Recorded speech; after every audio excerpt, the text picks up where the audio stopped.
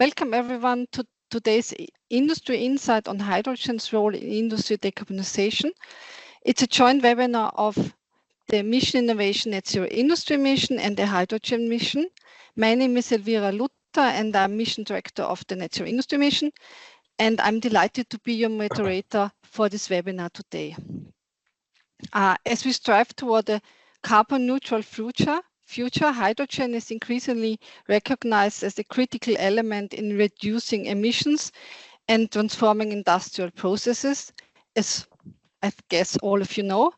And today we have gathered a panel of international experts from industry and science to explore the opportunities, challenges, and above all, innovation that hydrogen presents for industrial applications. And from current research and demonstration projects to future large-scale applications, we explore how hydrogen can drive a cleaner, more sustainable industrial sector worldwide. And on the next slide, you see the agenda, and we start with opening remarks, and then we have highlight presentations from Australia, Austria, Greece, or Spain. And we cover the steel, aluminium, glass, as well as the chemical sector. And the next slide is also the second part of the agenda. Throughout the webinar, I encourage you to think critically about the insight being shared and how they might apply to your own work. Please feel free to submit your questions in the chat. We'll address them after each presentation, or the speaker will respond directly in the chat, or if we don't have enough time, we send afterwards, let's say, the FAQs together with the presentation and the link to this of this webinar. And now let's get starting by introducing our first speaker. It's my colleague, Alan Monaghan. He's the Global Mission Coordinator of the Net Zero Industry Mission. And in his day job, he's Senior Vice President of the Global Technology and Expert Solutions team for Worley's resource sector. Alan, the floor is yours. Thank you, Elvira, and welcome everyone to this event, a second in our series of webinar programs. A very quick introduction of the Net Zero Industries mission. The challenge facing heavy industry, that is the steel sector, cement, chemicals refining, and everything else hard to abate, including all metals, is that they're around 25% of global emissions, but they are by far the most complicated technically to solve. They have the most problems in parallel that need to be solved. It is going to be one of the most expensive undertakings ever taken by the world. And unfortunately, we don't actually have technologies for every solution that we need ready yet at a technology readiness level to be able to implement.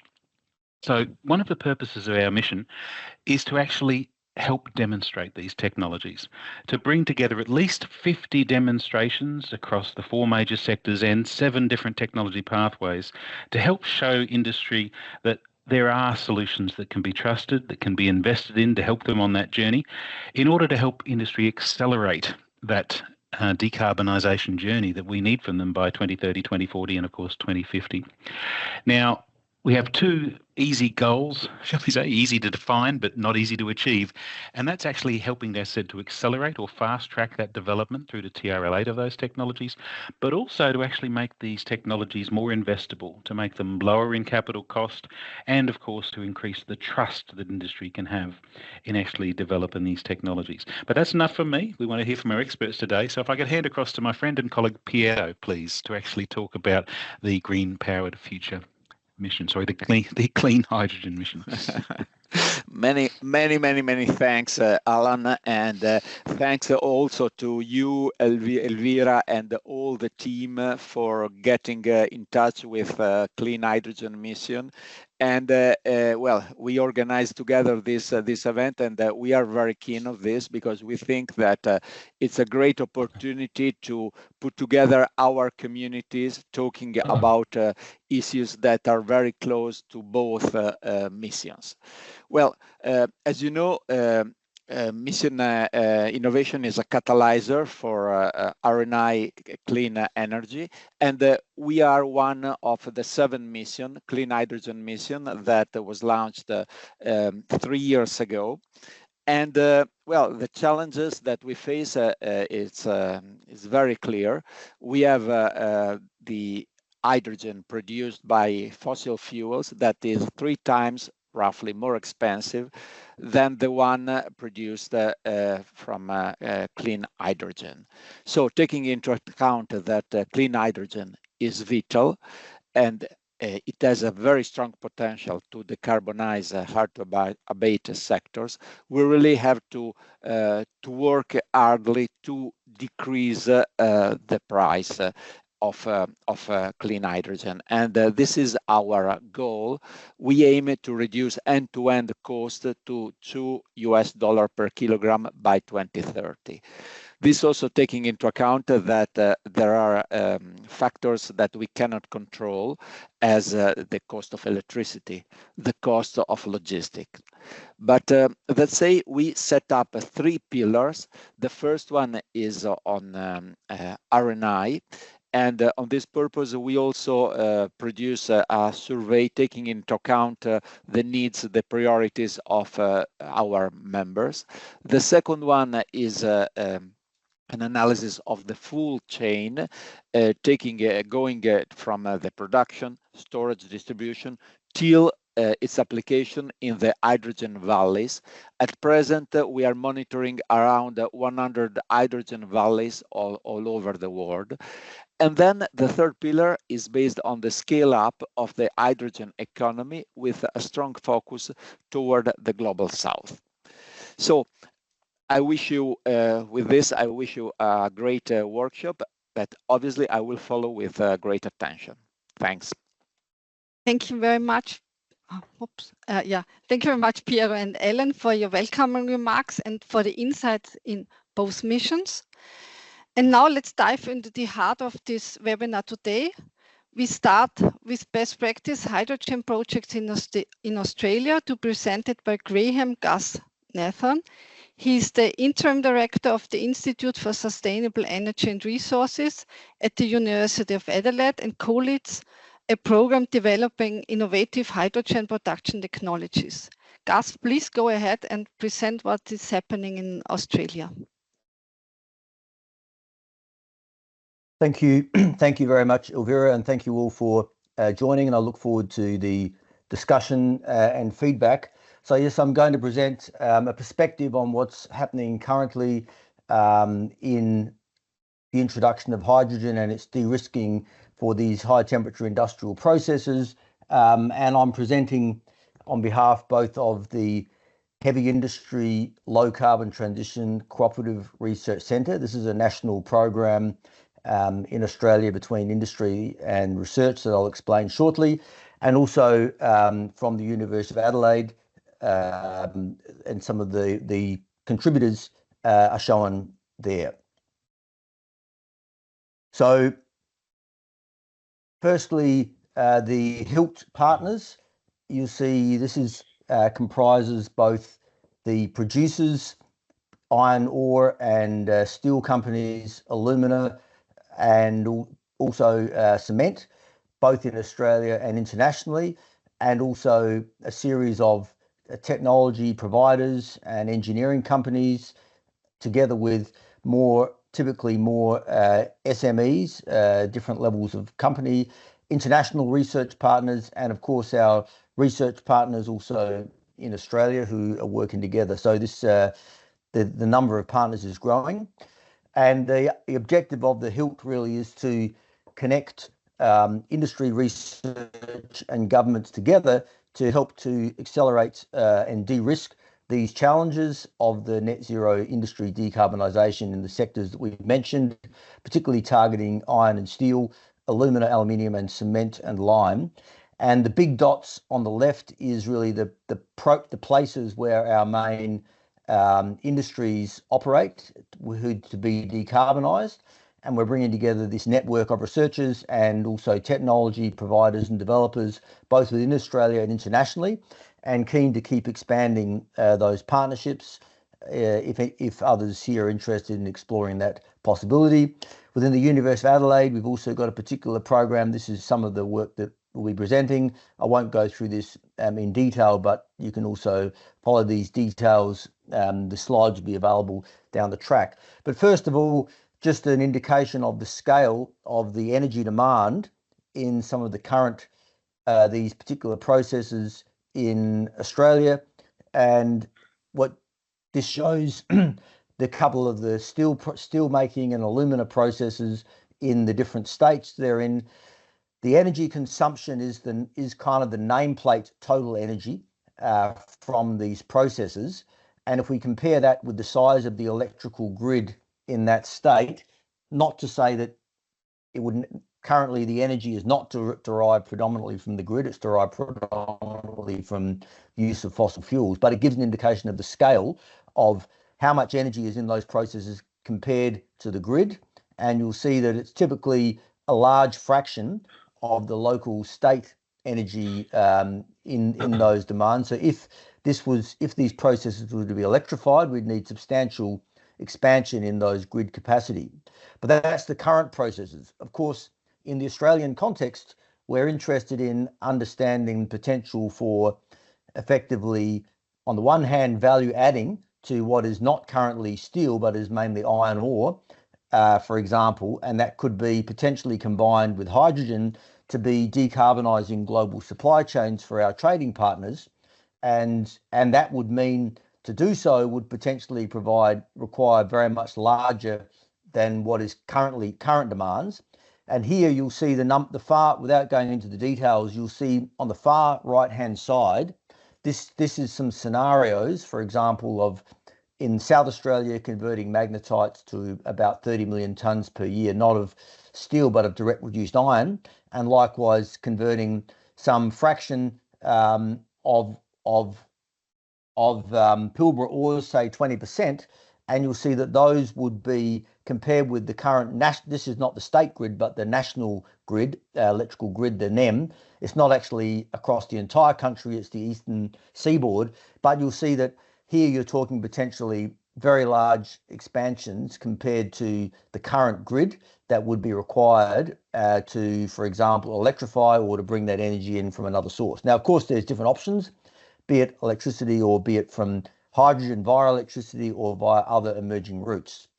But of course, it's not as simple as converting the energy, simply putting hydrogen into those current processes. And there's several reasons for that.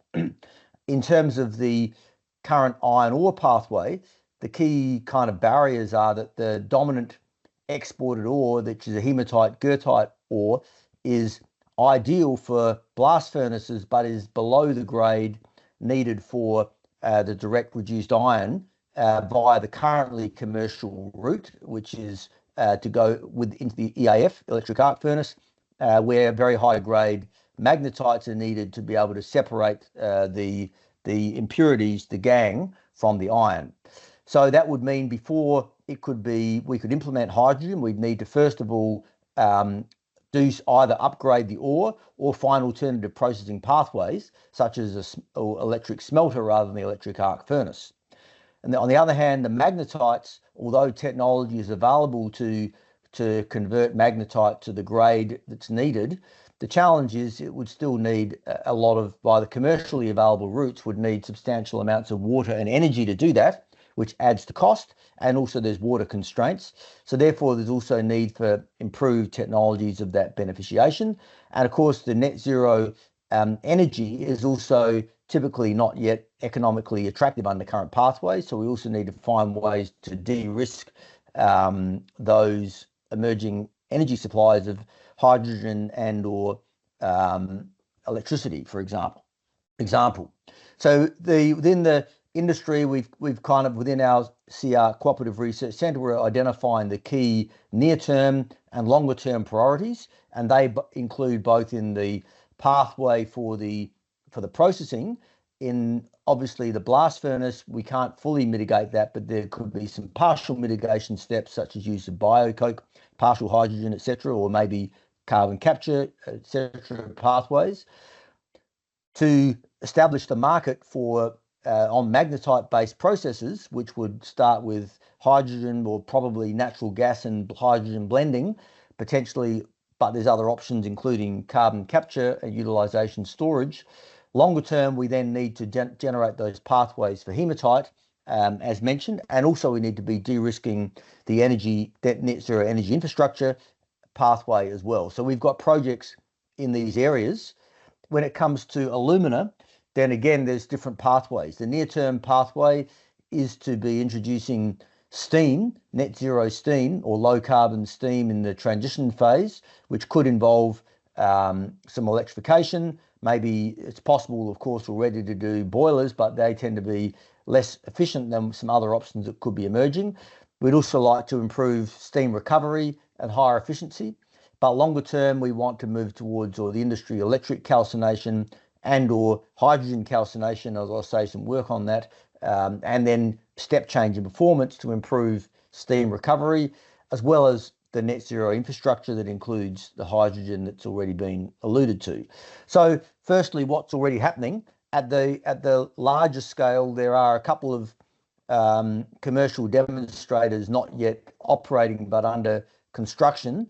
One in alumina, which is a process by company Rio Tinto, who's one of the HILT partners. The others, Fortescue, who's another HILT partner, both of whom are building commercial demonstrators in part of that process. So in the Yarwun plant in Queensland, what's being built is there's a series of something like half a dozen calciners, and one of those is being converted not to run full time, but to run intermittently for a short burst of up to about 2 hours, and that will be run from a 2.5 megawatt electrolyzer, and the hydrogen is stored until there's enough hydrogen available to switch to hydrogen operation for that 2-hour period, and then it goes back. So the idea is to prove viable, good quality, etc., by the use of hydrogen in that full-scale plant.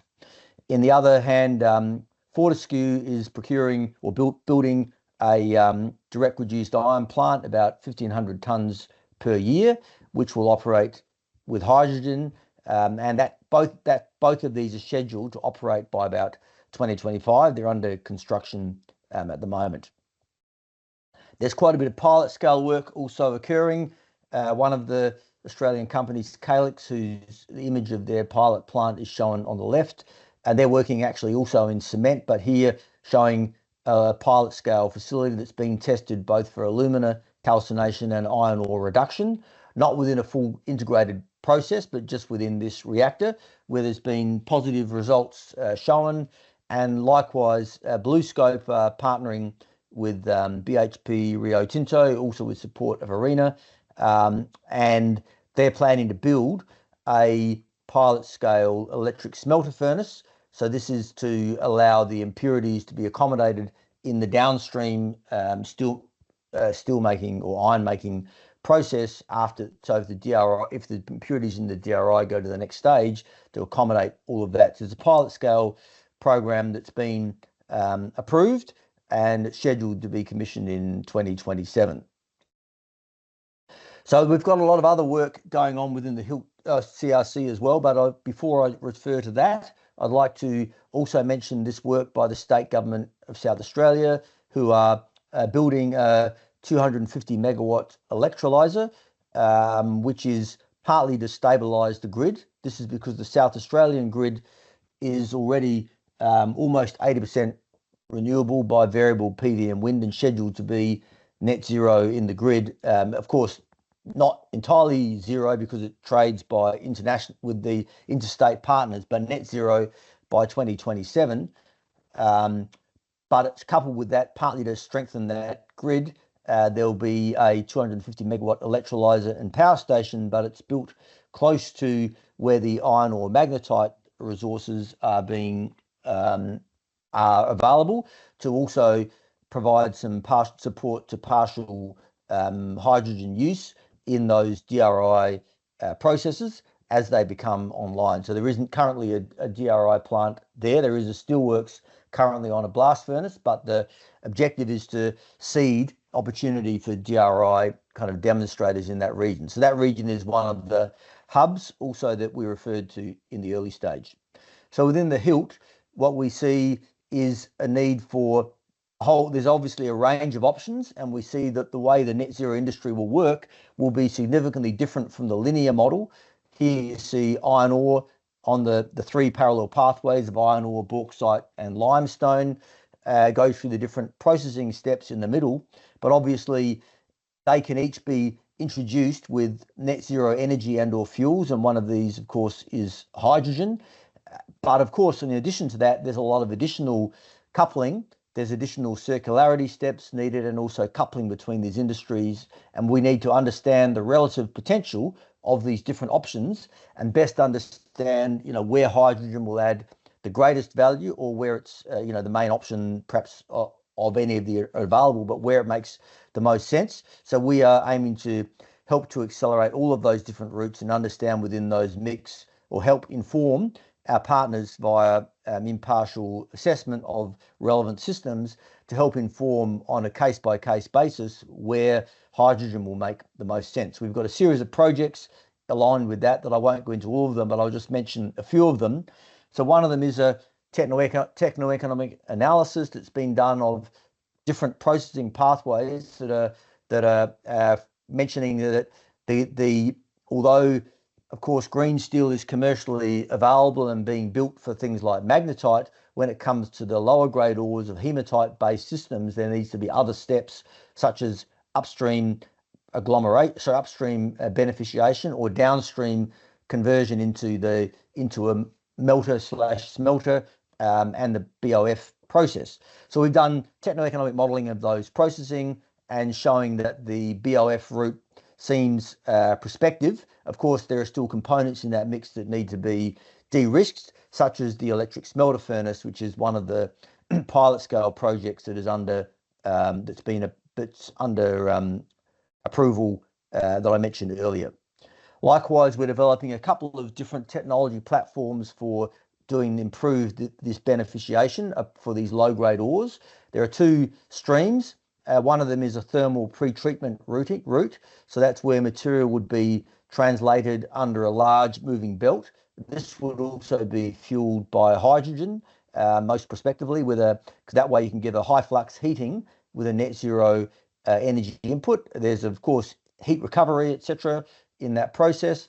That can, because some of those ores include hydroxyl components in the goethite, that can increase the reactivity of those materials and do a number of changes, including reducing grinding energy, etc. But the increasing the porosity makes it also more attractive to the leaching process, which is the diagram shown on the left. So leaching is of course a well-known pathway, but typically is expensive because of the leaching agents. So here we're looking at deriving leaching agents from the brines of seawater desalination.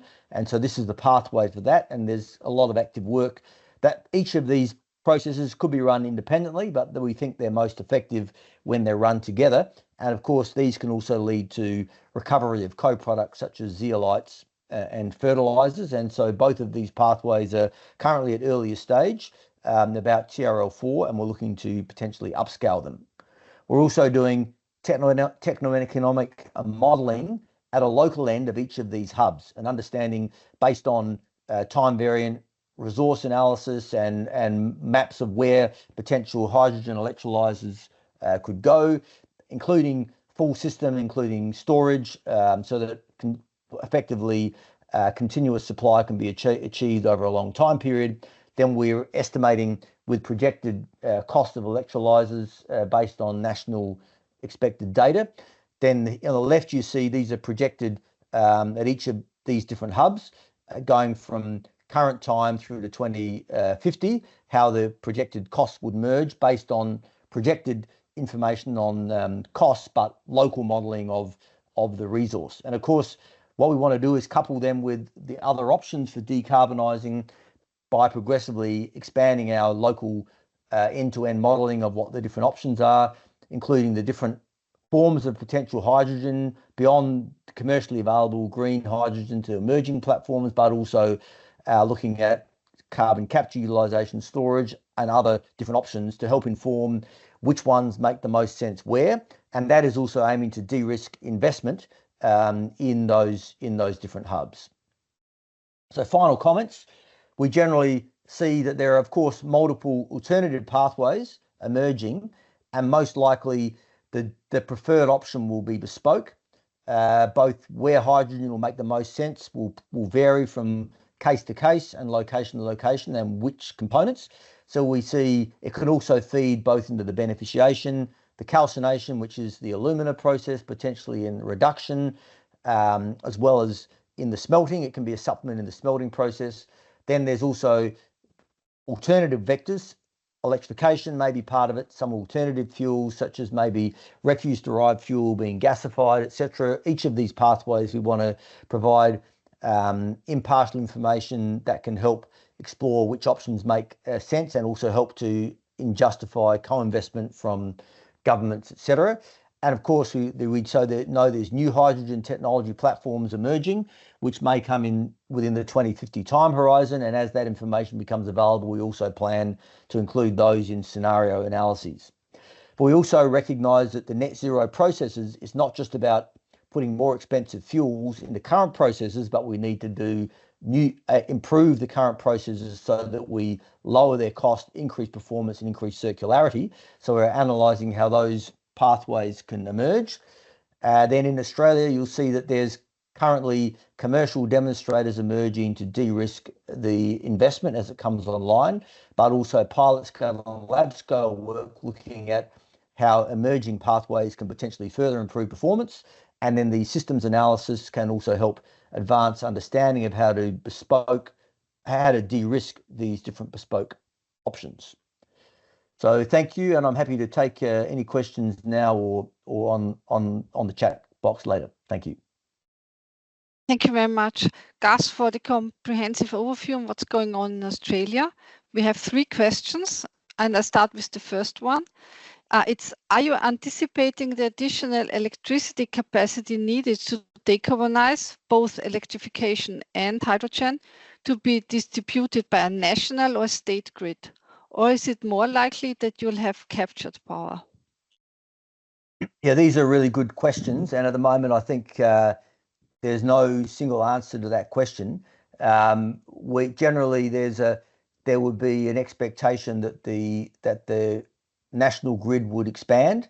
There's also likely that some investment of behind the meter systems would be opportunistic in some scenarios. At the moment, what we are doing is evaluating the behind the meter option as a starting point. That's what our current analysis is based on. But in our next stage of the project, we'll also look at what happens as that potentially gets coupled with the national grid, how they would start to be coupled together. And we are looking at scenario-based analysis to help inform options. But of course, what government and industry do will be up to them to decide. We're aiming to inform those processes. But generally, we think probably all of those options are likely to occur. And the second question is related. What electrolyzer technologies are you assuming in your models? Yeah, at the moment, we're assuming commercial-based processes of more or less alkaline type systems. That's our reference case. But of course, down the track, we also want to start looking at emerging platforms as we have potential timelines as when they may come online. That would include things like solid oxide, also methane pyrolysis, photocatalysis. So we will be working with partners to help to inform which scenarios to include in those analysis of emerging platforms, and likewise including emerging storage technologies, etc. So they'll then form additional scenarios that will help also inform and both investment and understanding which strategies are likely to be most prospective. Okay, thank you. And also the, let's say, international cooperation could be of interest for the other, let's say, countries are estimating regarding which electrolysis technologies. Maybe the industry mission, the hydrogen mission can work on this. Last question is personal opinion, the role of hydrogen in industry compared to, for example, to CCUS. Which one is the, let's say, the first one to be on the market? Well, talking to our industry partners in the Australian context, they're expecting that the first DRI process commercially is likely to start with natural gas, and then there could include different combinations of progressive mitigation, which could include hydrogen blending. If it was in South Australia, they'd access that electrolyser, for example. Could include refuse-derived fuel being gasified to provide syngas. Could include carbon capture utilisation and storage. That would, each of these pathways are also emerging. Likewise, CCUS has also got emerging platforms. So we want to be analysing each of these as we get good information. So we're very keen also to partner with international partners to help understand which systems are being modelled, what data is available to help inform alternative, like levelised cost-based systems. Not that they'll be what a commercial cost would be, but to help guide and inform which options are likely to be prospective. But generally, we think hydrogen is likely to play a role, but exactly how and when, you know, is what we want to get more information to help understand. Okay, thank you very much, Gus, for your time again. And now we go to our next speaker. It's Horst Steinmüller. He's Managing Director of WIVA PNG. It's the Austrian Hydrogen Flagship Region Initiative. And in this function, he ensures the optimal framework conditions for a flagship region on hydrogen. And he's also the Austrian representative at the IEA Technology Cooperation Program for hydrogen and the Austrian hydrogen participation in the hydrogen mission. And now, Horst, we are looking forward to your keynote on how hydrogen valleys can accelerate industry transformation. Thank you.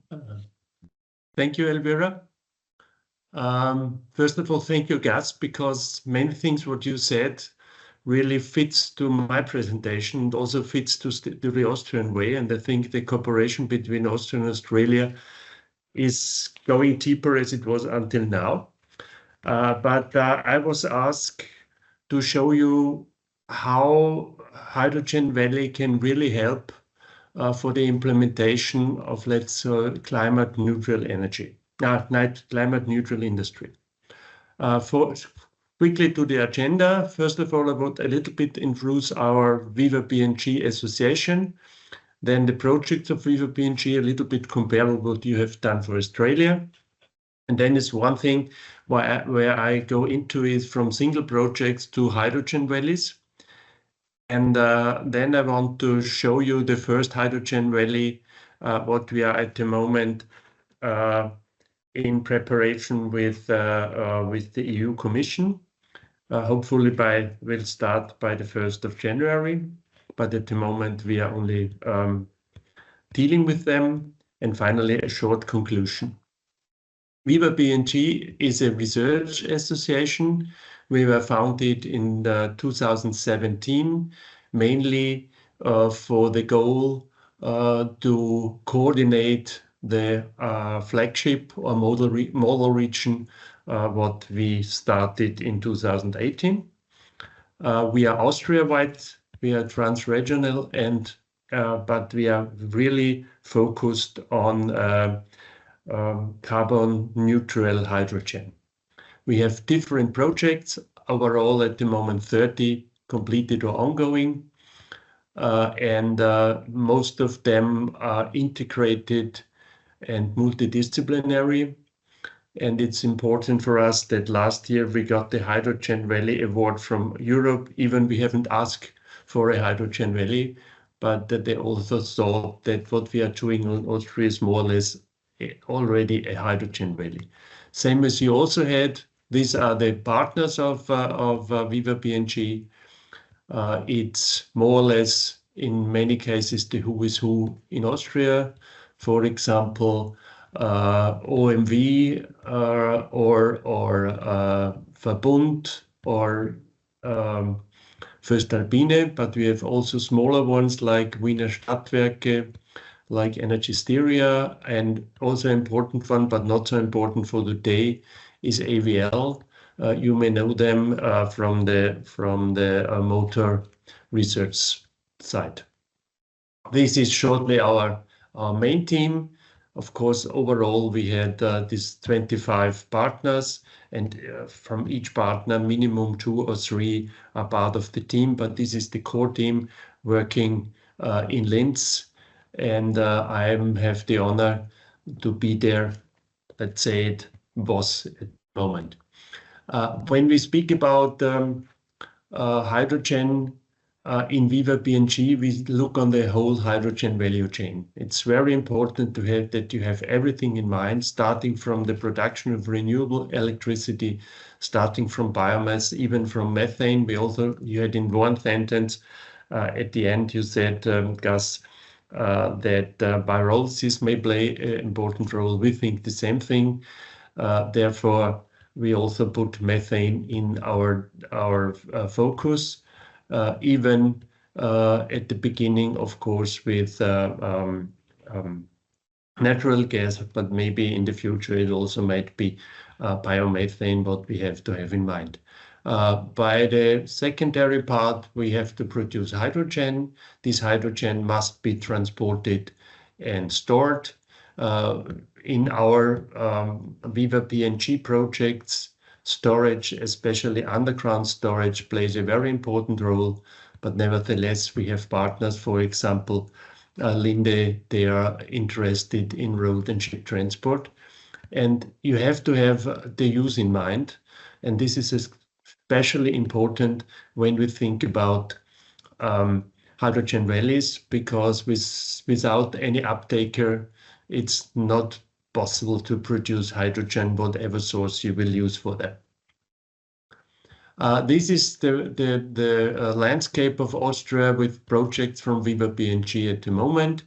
I just leave it like it is with no really detailed discussion on this, but you see that same things as we have learned before in Australia going on. We have industry for steel refinery. We have also at the moment in the discussion with aluminium. We also have in discussion with the cement industry. But there's one thing in the south of Styria, where they use hydrogen produced in one of the plants from WIVA PNG, let's say from partners of WIVA PNG in the wolfram industry. And they all work together in working groups. And the most important working group is called Industrial Knowledge. And my co-worker on this is already participating on this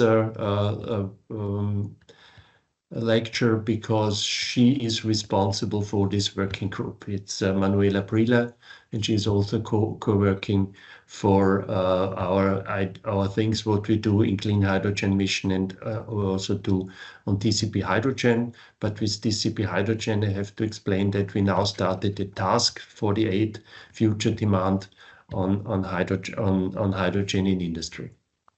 Coming up now to the hydrogen valley. And this is, of course, important when we have, as it is today, a cooperation between net zero industry mission and clean hydrogen mission, because Pillar 2 is the one thing where Austria really take care of in the clean hydrogen mission. If somebody is not really involved with hydrogen valley, a short description of an hydrogen valley from the European side. It's a geographical area with clean hydrogen is produced and locally used, is a strong instrument to showcase how the hydrogen economy works at local level. And it's very important to include the citizens. And in my opinion, it's also very important that hydrogen valley in the future should really interconnect valleys via hydrogen corridors. For example, the hydrogen backbone you may have heard from the European side. The targets are national and European decarbonization objectives. I also say it's not only European, it's also worldwide decarbonization. We have some discussions at the moment with hubs in the United States, because we also believe that this is necessary to bring them together. And last week we had a very detailed discussion with Canadians, how we can cooperate, especially on the hydrogen level, on the hydrogen valley perspective with Canada.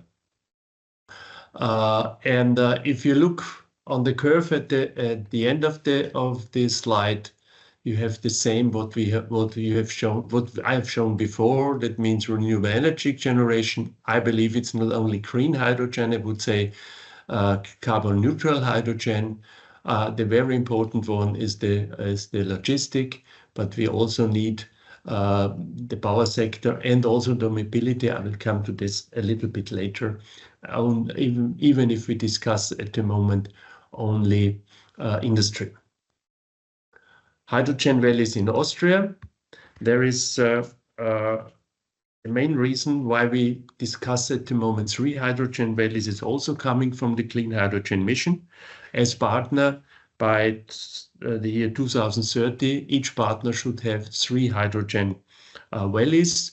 We said concerning the different type of economy going on in different parts of Austria, we decided to divide it by 3. In the western part of Austria, we would have an valley Alp. It's now called Brenner Valley, and it's starting from south of Trentin via South Tyrol, Tyrol, North Tyrol, and Vorarlberg in Austria, and ending in Bavaria. And they are at the moment working for a joint application by next year with Bavaria as the lead.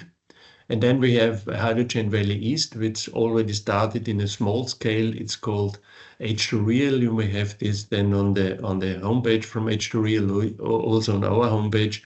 And we want at the moment increase it to Slovakia and Hungary. And we will ask for a project end of this year on the 3I section. And then the one I already had shortly said about, it's the Hydrogen Industry Valley, which was submitted mid of April and then decided by September that we are now invited for the final discussion with hydrogen, with the Clean Hydrogen platform, to get hopefully by end of this year the 20 million fund for this project. And we now call it Hydrogen Industrial Inland Valley because it's the first hydrogen valley in Europe where no shore is and no possibility to the sea.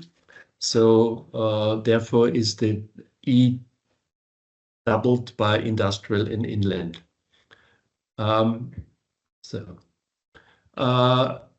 We have our WIVA project structure. There are 17 pilot projects in Austria where we want to show in different cases how hydrogen can be used. Some of them are, of course, industry project, but it's very important, and I also learned this from the lecture before, to have the impact analysis, to have upscaling structures, and of course international networking, and anchoring these ideas to the whole European industry sector. These 17 projects are more or less, as you have seen before, in the middle of Austria, starting from Upper Austria via Styria to Carinthia. And each of these projects can, of course, stand alone, but it's very important to interconnect them. And this is, of course, very good seen in Upper Austria, where between the electrolyzer and underground sun storage in Adelaide will be the first hydrogen grid to Linz, the main city of Austria, of Upper Austria, where this hydrogen will either be used in the steel factory, but also be used for the production of thermal heat, and also important in a wastewater treatment plant where also the oxygen can then be used. And as I already said, they can stand alone, but it's very important that they work together, and this working together should be shown on this slide, where you see on the one hand the grid was between Satellite and Linz, and on the other hand there will be a grid in Carinthia and also in Styria, but it's also important, especially to the geographical point, that between Upper Austria and Styria there are the Alps, that we also need tube trailer distribution either on road and also on railway. These are the partners. I will not go in detail to this, but it's important that they're starting from big ones. Again, the same, some of them what we have seen on the slide before, but really ends on small companies like Bacher-Reisen. They, for example, will use for their bus transport system hydrogen buses. There is also, I think, important, that's the budget, an overall budget of more than nearly 580 million euro, where already 330 million were coming from the companies. And then there's also some already fund money involved, but there's still open 172 million. Mostly of this money should come from the Austrian transmission projects for not only the recovery, but also for the transmission of the industry. The production will be 104 megawatt new electrolyzers. We have to show by 2029 and until 2030 that we are able to produce more than 10,000 tons of hydrogen, either in central stations like in Satellite, where it's between 40 and 60 megawatt, in half central, but also in decentral, very small production units, but all of them at the moment based on BEM electrolyzers. The project timeline is planning in hopefully by January 2025. The first 2 years planning, then 2 years deployment, and then the last 2 years operation. And coming down to the conclusion, but I believe hydrogen production and use need the change of the whole economic system. But in this system, hydrogen will play an important role in the conversion of industry to climate neutrality. And that now it's coming up why I believe that it's necessary that this should happen in a hydrogen valley, because in many cases the demand of hydrogen will follow up a jump function. So after you have commissioned your plant, you want to have it 8,700 hours running, and you want to have it on a really large scale of hydrogen. So this I mean with the jump function. If we integrate, of course, this in the hydrogen valley, we are sure that we will smooth out the hydrogen demand, because then you have the possibility to use hydrogen either in the energy sector or in the mobility sector. So the scale up, in our opinion, will be much easier. Scale up of the hydrogen production, but also the scale up of the new technologies in industry. And the new technologies in industry are, in our opinion, easier because if you have a hydrogen-friendly environment, and I already said before, you also have to include in the hydrogen valley the citizen. It's, in our opinion, much easier to really go up with the production, either in an environment where the people don't really know what hydrogen really is, because we have in Austria still in the discussions the Hindenburg, and this is, in my opinion, not the right way to do it. And the most important one, in my opinion, is that cooperation along the whole value chain will minimize the risk for all participants. And a hydrogen valley can only function if it's a if the whole value chain you have to have in mind. Otherwise, in the opinion of WIVA BNG, you might have single projects, what we already started 7 years ago, but at the final end, we need an environment where hydrogen really play an important role also during the whole phase of research and development, pilot, demonstration, and then the hopefully end also full-scale production units. So thank you for your attention. Thank you very much, Horst, for your presentation. There are 3 questions in the chat. The first one is, do hydrogen values influence the green premium that industry have to pay for carbon neutral hydrogen? As far as I know, no. Okay. But we haven't discussed this question in that detail. Okay, we will follow up in the missions. Yes. Second question, is there EU cooperation, for example, with bigger harbors? For example, the harbor in Antwerp? At the moment, there is a cooperation with the Netherlands, not with Belgium. We have a project called High to Market, where Netherlands up to Romania involved, but only on regional level. But they have to work together, and WIVA BLG is responsible for building up the so-called learning platform and cooperation platform. Okay, thank you. Maybe we share afterwards also the link to the project in the chat. And the last question is, could you explain the cost-benefit analysis of hydrogen for transport when compared to biogas or electric? Of course, we have done this calculation, but I have the numbers at the moment available, but it's no problem. Please send me an email and we will then give you back what we have done up to now. Okay, thank you very much. And yes, we will, let's say, send written input to all the questions and send it out together with the slides, the link to the slides.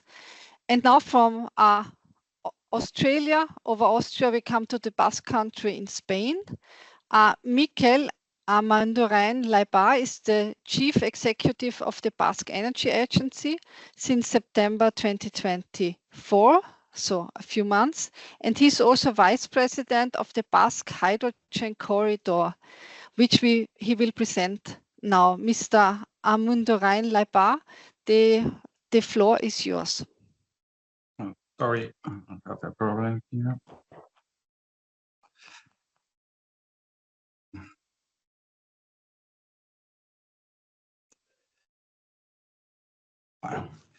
Good morning.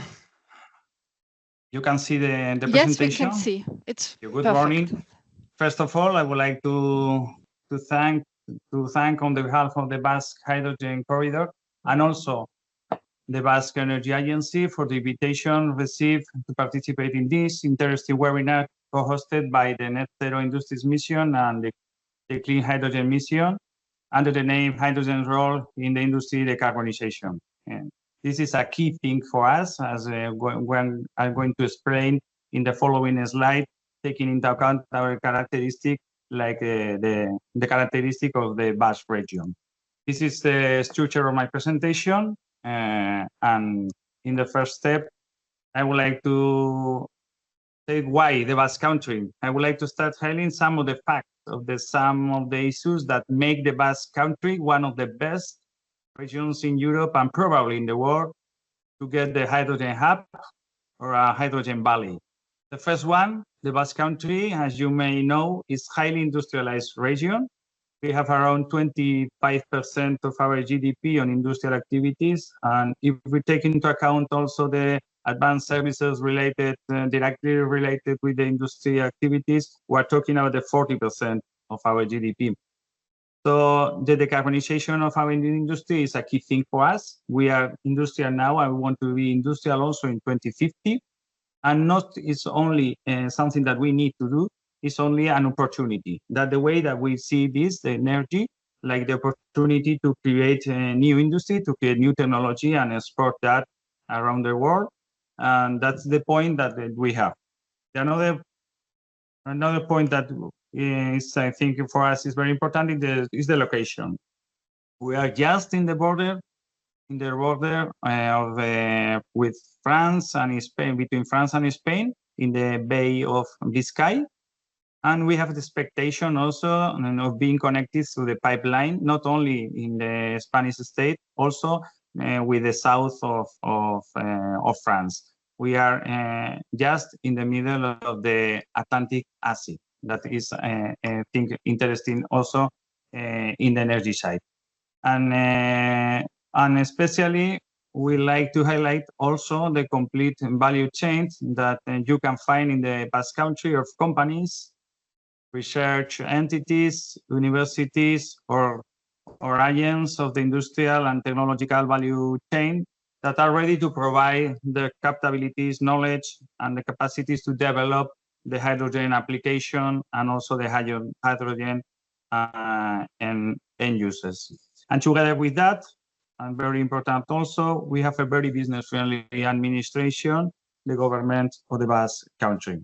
In this context, and the Basque government also is very involved, is one of the strengths we get here in the Basque region, and it is supporting all the developments of technologies around the energy sectors, and very especially they define this Basque hydrogen strategy through the Basque Energy Agency that is currently being carried out by the different agents that are included in this strategy. You have here the objective of this hydrogen plan, and that objective a target for 2030 in the production and also in end users, and also with a view to develop new technology, to develop the new R&D lines with the aim to get and to develop new industry for the future around all the value chain of the hydrogen. The starting point of the basement of the foundation of the Basque Hydrogen Corridor has an initiative. An initiative is Petronor. As you know, is the refinery that Repsol company has here in the Basque Country, and it has a very clear strategy around the decarbonization of their process. In the slide, you can see three of the stages that the company have around the development and around the decarbonization, with the development and implementation of green hydrogen in the refinery, starting with a 2.5 megawatt electrolyzer that is already commissioned and it's now producing hydrogen in the refinery. And the second stage that will start construction very soon, and it's expected to finish by 2050 with a 10 megawatts electrolyzer that will produce green hydrogen, especially for a pilot to produce sustainable aviation fuels. This is the shareholders of these 10 megawatts electrolyzers as Repsol, Petronor, and the Basque government, and also the Nagas.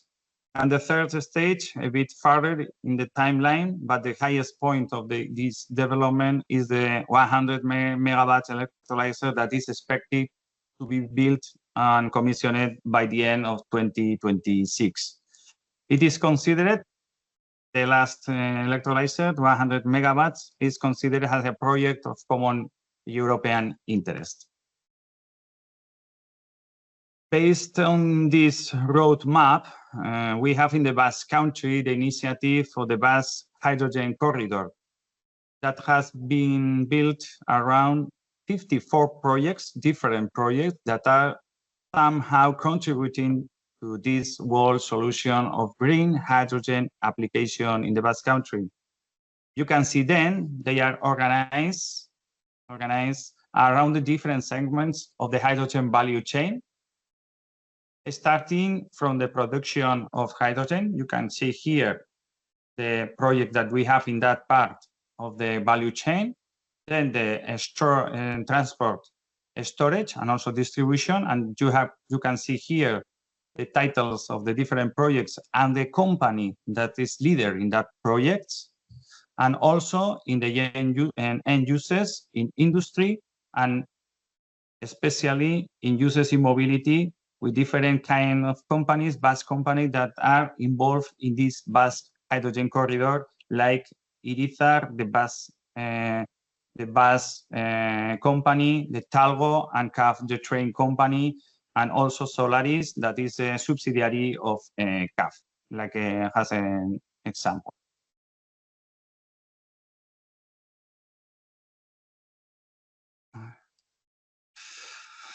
And of course, the main characters of these projects are the companies and research entities that are in developing and participating in all these 54 projects.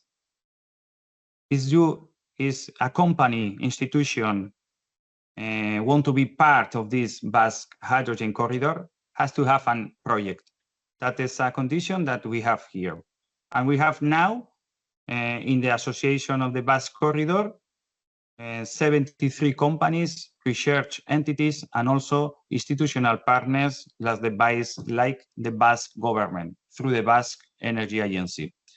As you can see in the slide, in the bottom line, there are some research entities, the institution, and in the top administration, and also participating in different initiatives. This is the reality, the membership of the Basque Hydrogen Corridor, and they are all contributing to this big result. A real example of public-private collaboration around a strategic matter.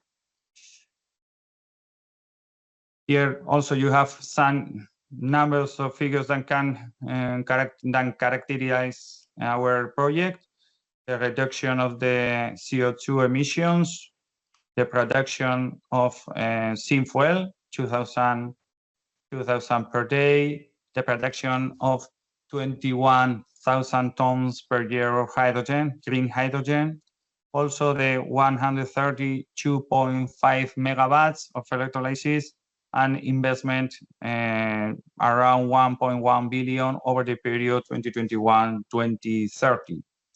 These are the members associations, the members of the Basque Corridor, and also the initiatives.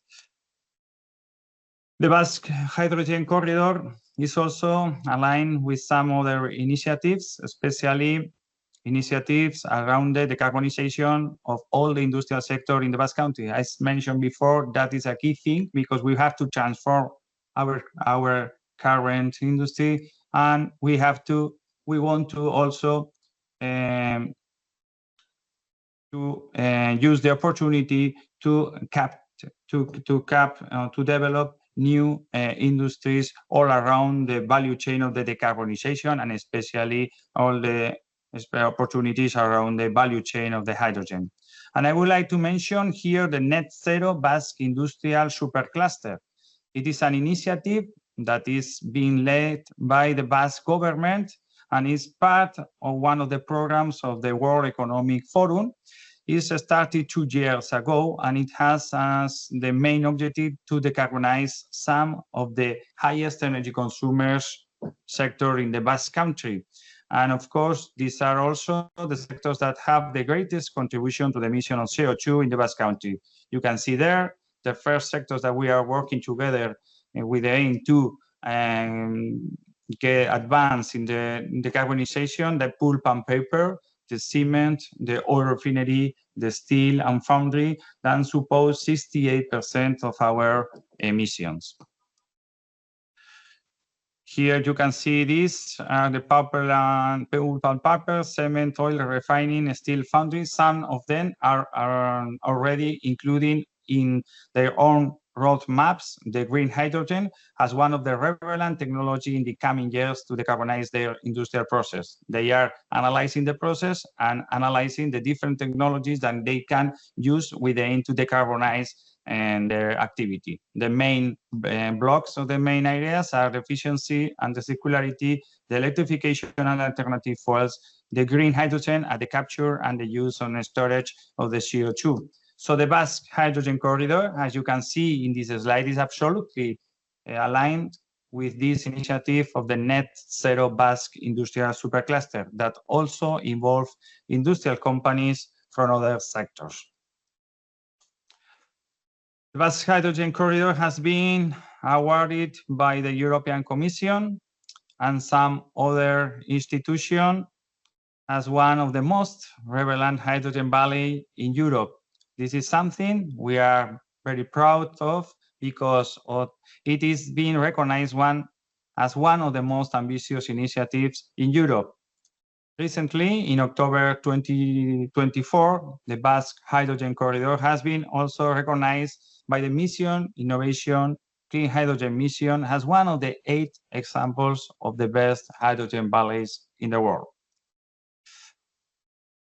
And of course, we are collaborating. This is the base of this corridor is the collaboration. As you can see, we are more than 70 companies, institutions, and research centers, but that collaboration is open to collaborate with another initiatives.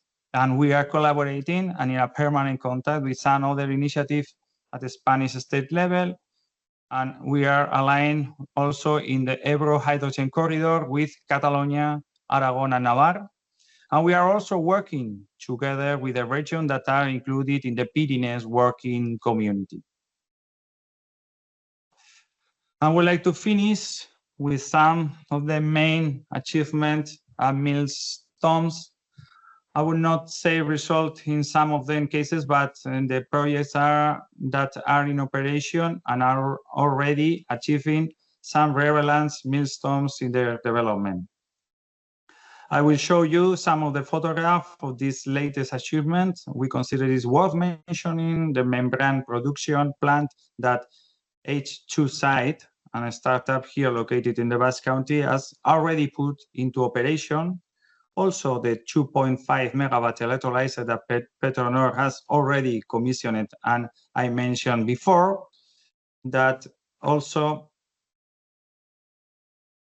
here in the transport and distribution, the 100% of hydrogen pipelines that Nortegas is the DSO, the distribution operator system of the natural gas in the Basque Country that is now working in the hydrogen value is building, and the demo pilot plant to test the different blending composition of natural gas with hydrogen that they are analyzing for use with 20% of hydrogen verified.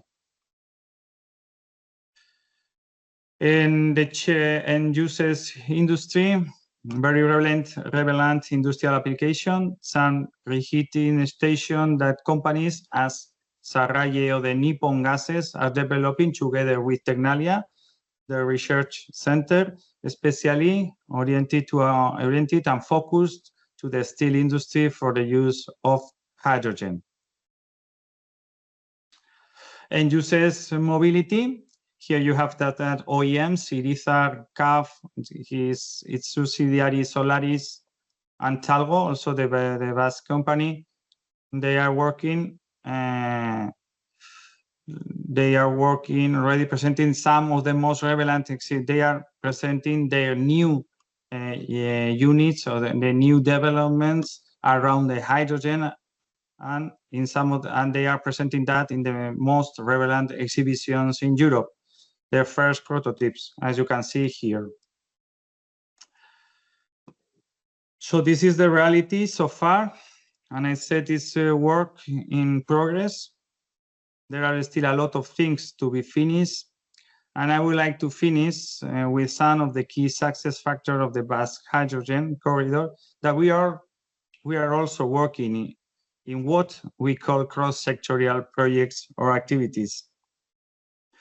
Not just in projects, but having a view on the coordination of these different projects, the synergy that may get around them, and issues like, for instance, the location of some of these projects and the Avanto Technology Park. promoted by the Basque government that is mainly devoted to hydrogen companies is a good example. The Hydrogen Knowledge Center that is an initiative of different universities and vocational training institutions to train and to provide skills to the employees around the hydrogen activities, and also the Hydrogen Sector Forum that we are working together with the energy cluster and also with the energy companies and advanced manufacturing companies that are working around and all around the value chain of the hydrogen. The Abanto campus of the Basque Country Technology Park, as I mentioned, is the first of its kind in Europe with a continuous supply of green hydrogen. You can see here in this picture the red line, that is the pipe, hydrogen pipe, then Nortegas link the 2.5 megawatts electrolyzer with the technological park, and in this area we are going to develop together the Basque government through the Basque Energy Agency and Petronor. We are going a living lab around the mobility, the hydrogen mobility, with different units and refueling units with the aim to prove the use of hydrogen in different mobility segments. And the Hydrogen Sector Forum, as mentioned, is a meeting point between companies, research institutions, academic universities, administration, all the stakeholders related to the hydrogen value chain.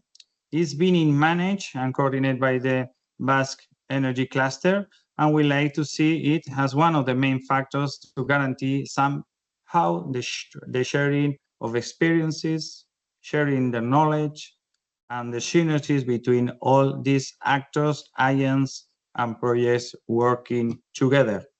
This is a very great challenge, but it's also a great opportunities, and the collaboration have to be the base of the development of this hydrogen value chain in the Basque Country. And Hydrogen Knowledge Center is an initiative, as mentioned, of different universities and vocational training schools to train and skill up employees in and around the hydrogen activities. And in the next month also, we are going to start a new activity around the park, that is the inauguration of the new building and the new foundation Energy Intelligence Center that is focused in that can complete the electrification of the economy, and especially is focused in the hydrogen and all the derivated or related new vectors with the hydrogen, for example, also the synthetic fuels. Thank you. Here you have our contacts and through the email and also our website, and I am ready to get any question here or after the session. And as this is a very collaborative, a very big project, if it cannot answer, I can send that question to the company that is leader in the project concrete, with the aim to give you information that you are interested. So thank you very much. Yeah, thank you very much for the presentation, and also congratulations for several awards received. We have, let's say, one general question. It's next to the usage of hydrogen in industry, will there be enough hydrogen left for mobility, according, let's say, from your point of view?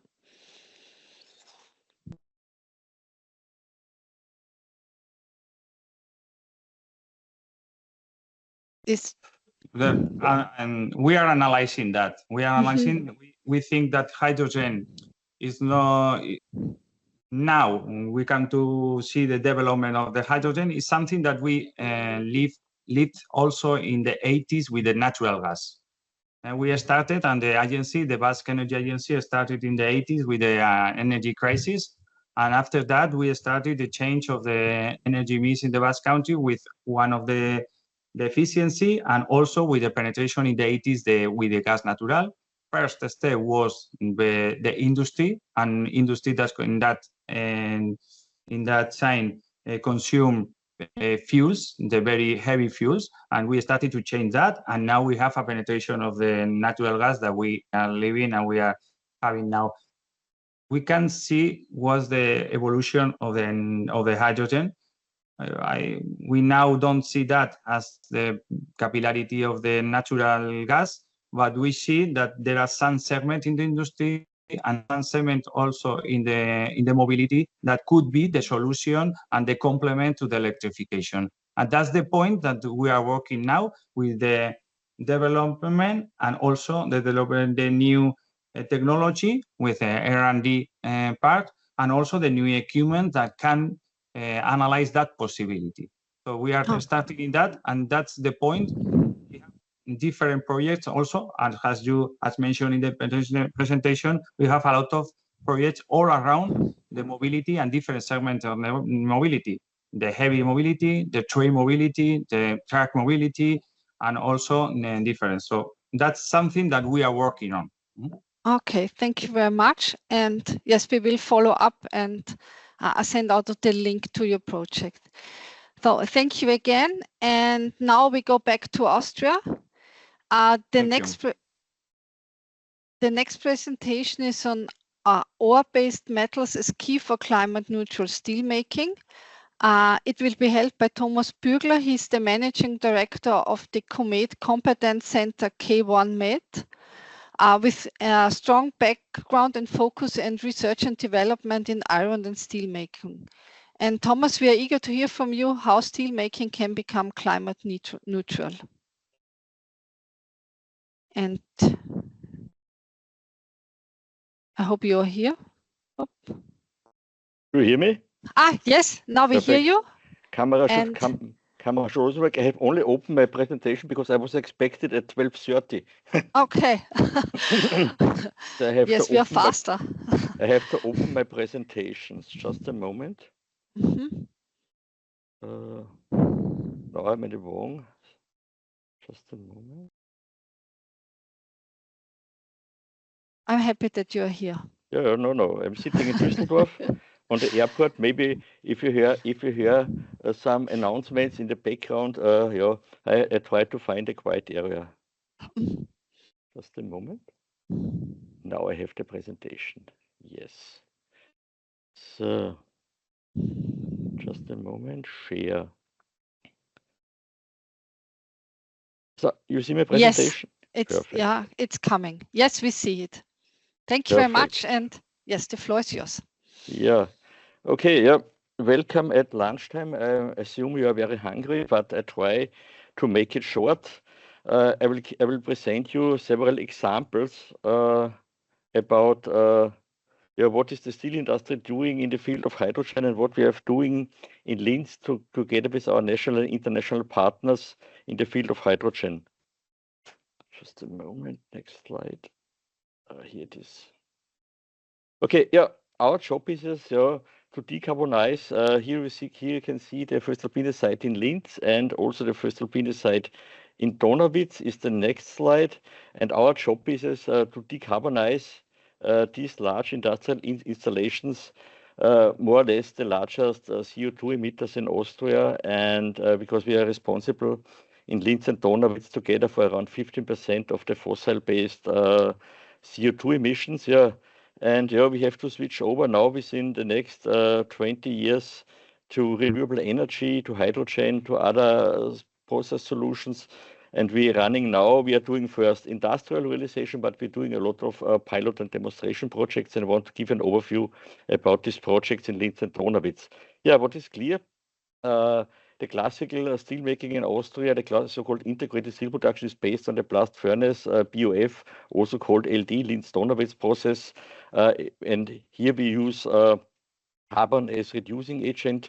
We have to split the connection between oxygen and iron in the iron ore, and this is this energy and carbon consuming process.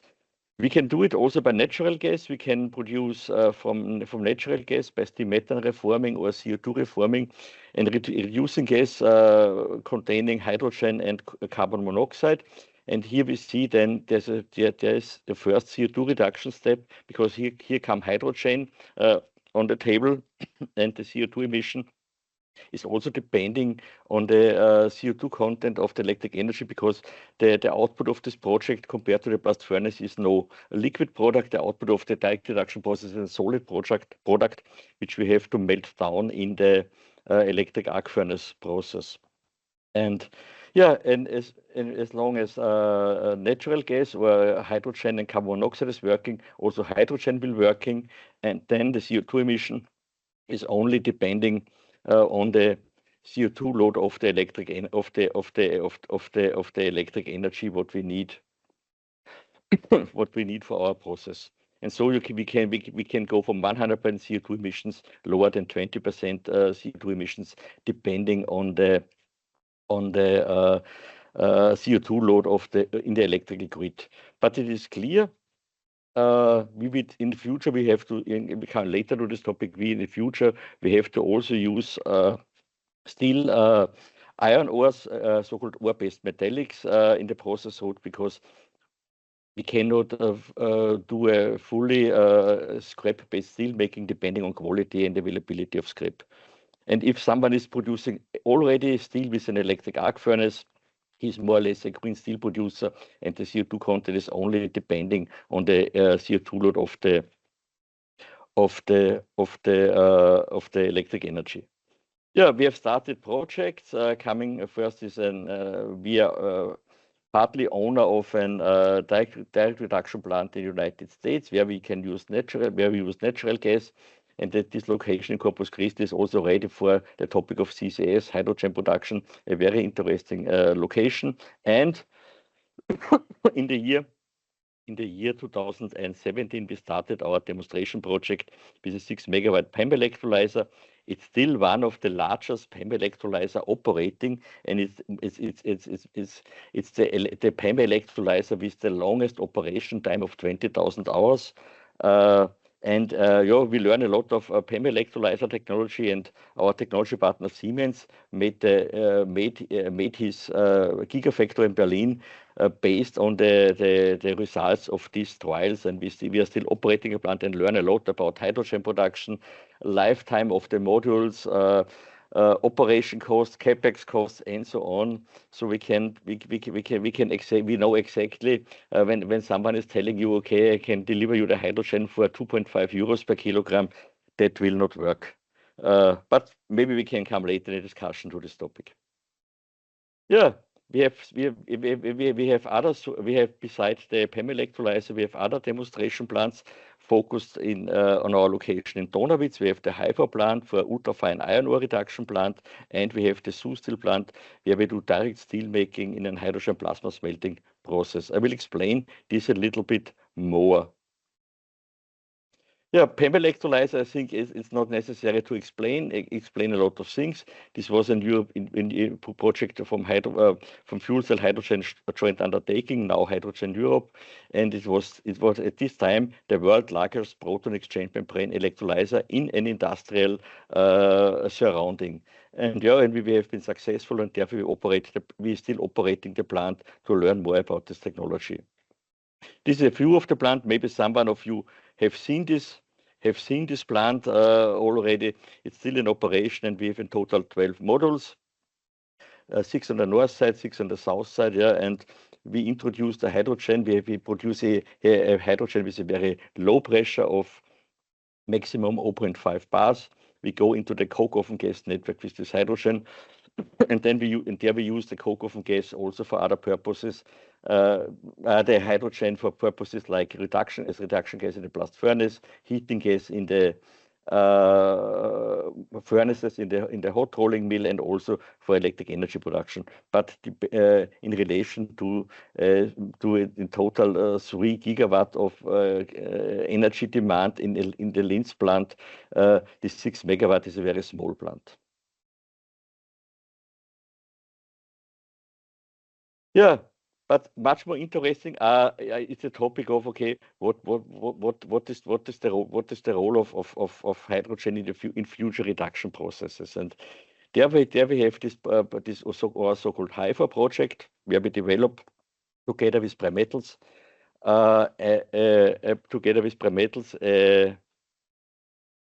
a new direct reduction process for the direct use of hydrogen and the direct use of ultrafine iron ores without any agglomeration step. And because worldwide we have now more or less one key technology available for direct reduction with hydrogen. This is the classical shaft technology. You see it in the picture on the left side.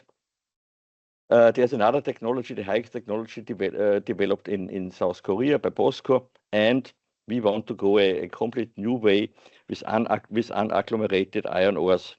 What you can see here with the different grain sizes. Yeah, and all these technologies need another new key unit in the steelmaking. That's a so-called smelter.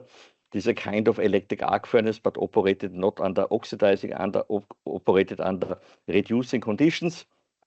More or less, it's no new technology. This process, this principle of this process is around 100 years old, but it came in now again on the table when we talk about alternative technologies for the blast furnace, because we will never transform a blast furnace to hydrogen operation, and therefore we need also new reduction technologies. And with the products of the smelter, the hot metal and the slag, you can go on with classical steel making, and the slag is suitable for the cement sector. Yeah, this is this pilot plant we have at our Donauwitz plant. We operated this since 2021. We did a lot of trials, and we could demonstrate that it is possible to reduce a very fine iron ore. You see lower than 150 microns at low temperatures, also lower than 700 centigrade. And this is a very economical process. But in the moment, it's a batch operation plant with only a calculated capacity of 200 kilogram DRI per hour. But for upscaling, we need the next step, and we have to go in a scale between 3 and 5 tons per hour. And this is our new project, the so-called HIFA Smelt project, where we want to install together with our partners and funding, national funding and European funding, a new demonstration plant for the production of green hot metal and slag for the cement industry, made only with hydrogen and iron ore fines. And this is the concept of HIFA Smelt, the combination of our H2 Future plant with the HIFA step, with the smelter step.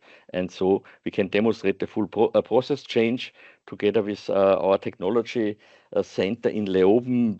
We can also we can cast this, we can make secondary metallurgy, we can cast this material into blooms, and we can make also final products with this. So it's a mini steel plant in the scale of 5 tons per hour. It's a very interesting concept, and we are finalizing now the step for the approval of the local authorities and also the advisory boards of the different companies. Another project we still in operation for several years is the HIFA Smelt project, where we want to test direct steel making from iron ores with a hydrogen plasma. This is the pilot plant we have also at the Donauwitz site. This is the so-called sustainable steel making plant. It's more or less a DC electric arc furnace with 250 kVA. We can melt there up to 50 kilogram to melts, and here we want to learn much more about the technology, how to make steel making. That's a lower TRL level than the HIFA Smelt project, but it's a very interesting concept for the future, which is more far away than for the HIFA Smelt project. Yeah. This was a very short overview about our projects. At the end, steel production is also a topic of renewable energy. We have to keep in mind, only when I show you one picture, when we want to transform, for example, our site here in Linz from carbon-based energy to fossil-based energy to renewable-based energy, we need a total energy amount around 28 terawatt hours. And you have to keep in mind that the total electric energy production in Austria at the moment is around 70 terawatt hours. So this is more or less 40% the energy demand for renewable energy is more or less 40% of the total Austria's electric energy production. This was a very short overview, and I'm happy to answer your questions if there are any. Yeah, thank you very much, Thomas. Very impressive. Horst wrote that HIFOS Melt is one of 17 projects in the HI2 Valley. And the one question I have is, when do you think that HIFO and SUSTIL will be, let's say, operational at full scale in which year? Full scale, as for HIFO, I think it's on the beginning on the 30s. There could be then the next step after this demonstration plant. The demonstration plant is now in the level of 3 to 5 tons per hour. The next industrial plant should be in the level of 50 to 60 tons per hour. Or maybe less, or around 500,000 tons per year. This could be in the beginning of the 30s. Sustainable steelmaking is later. So I want to go into in the beginning of the 40s. Of this, okay. Okay. So some time still. And which hydrogen price would you need?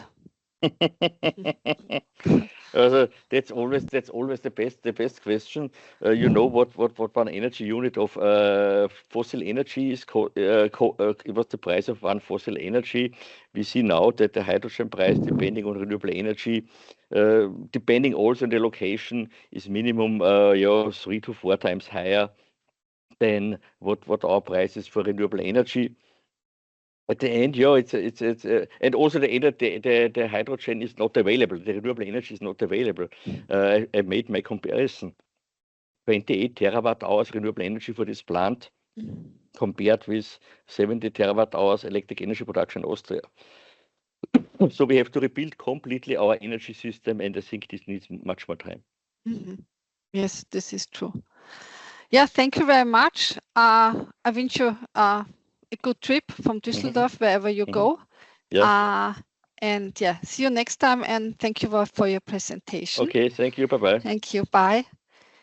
And now we go from steel making to the aluminium and the glass sector. Konstantinos Kollias from the European Aluminium will provide an overview on hydrogen's potential for decarbonizing heat processes in those two sectors. And Mr. Kollias is an innovation project officer at European Aluminium, and he worked for several years as a researcher at the National Technical University of Athens, focusing on life cycle assessment in materials and industrial processes. And yeah, the floor is yours. Thank you very, very much for the nice introduction, Elvira. I hope you can see the presentation full screen. Yes. And you can hear me loud and clear. Yes, 2 times yes. Perfect.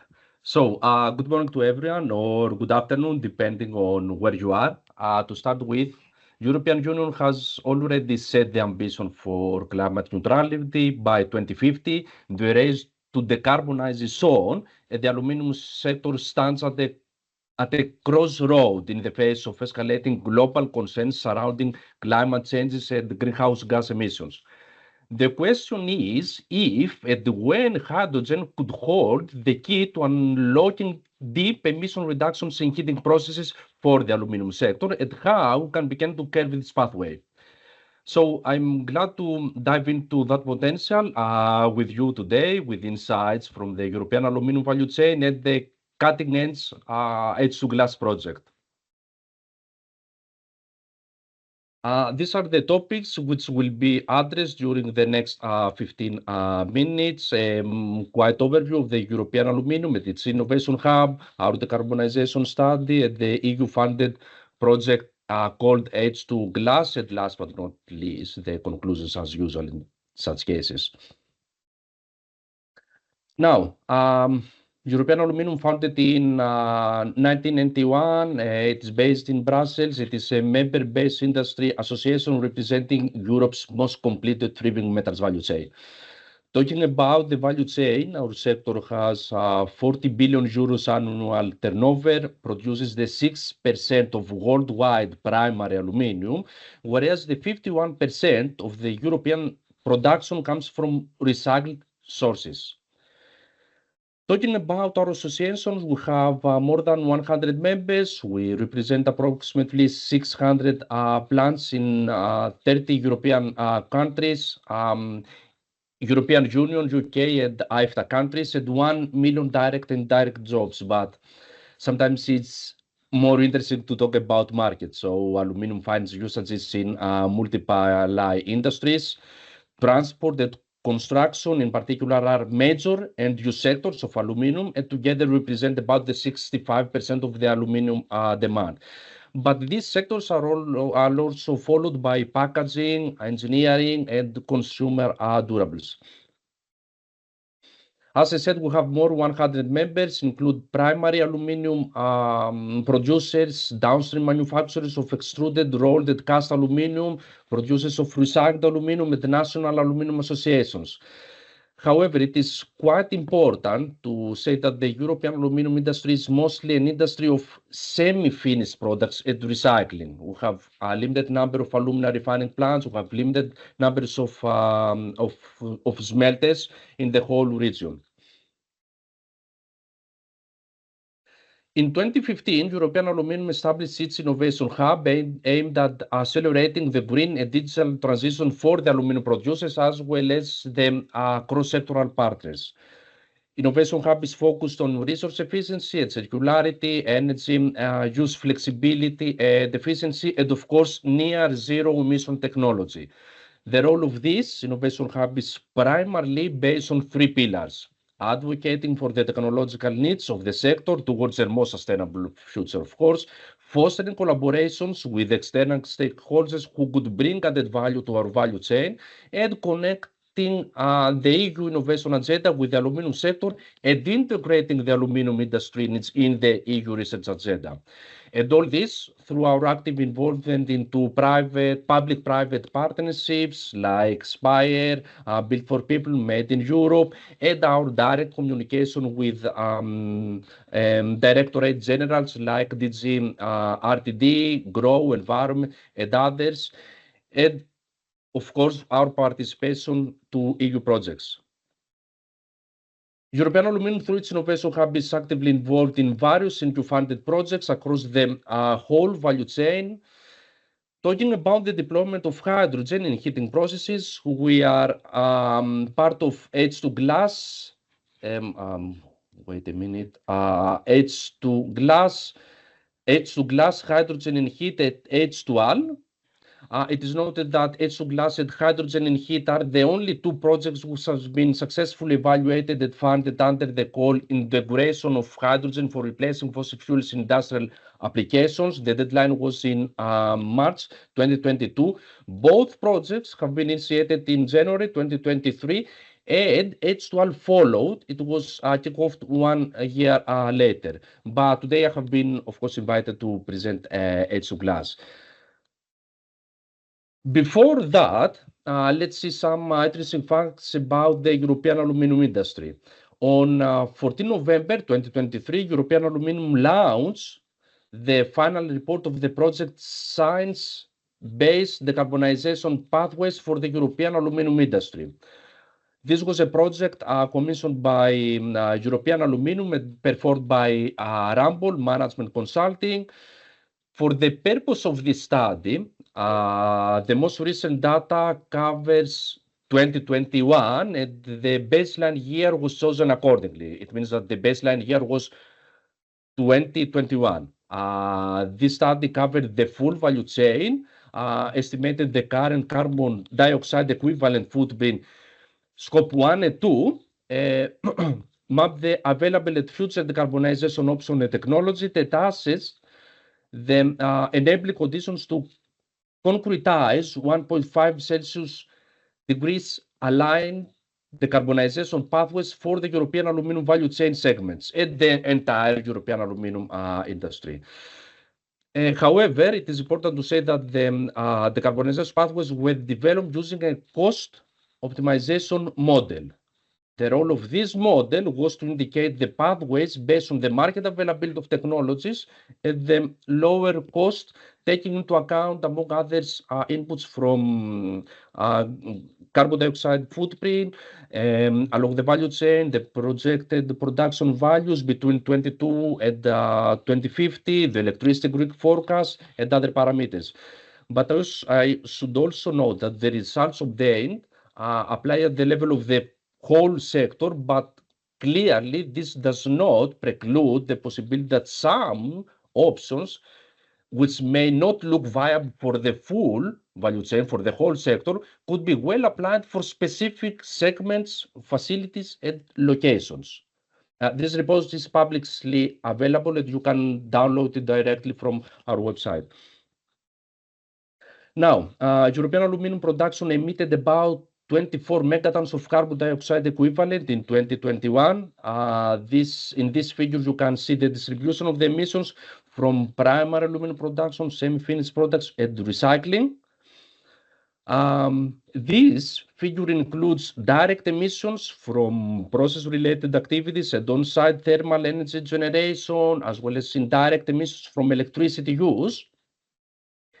Obviously, primary production is the most carbon-intensive part, representing the 75% of total production emissions, followed by recycling and semi-fabricated aluminum products. But the sector right now represents about 2.3% of the emissions from the global aluminum industry. And these are the emissions related to the domestic production. It does not include the carbon dioxide connected with the imports.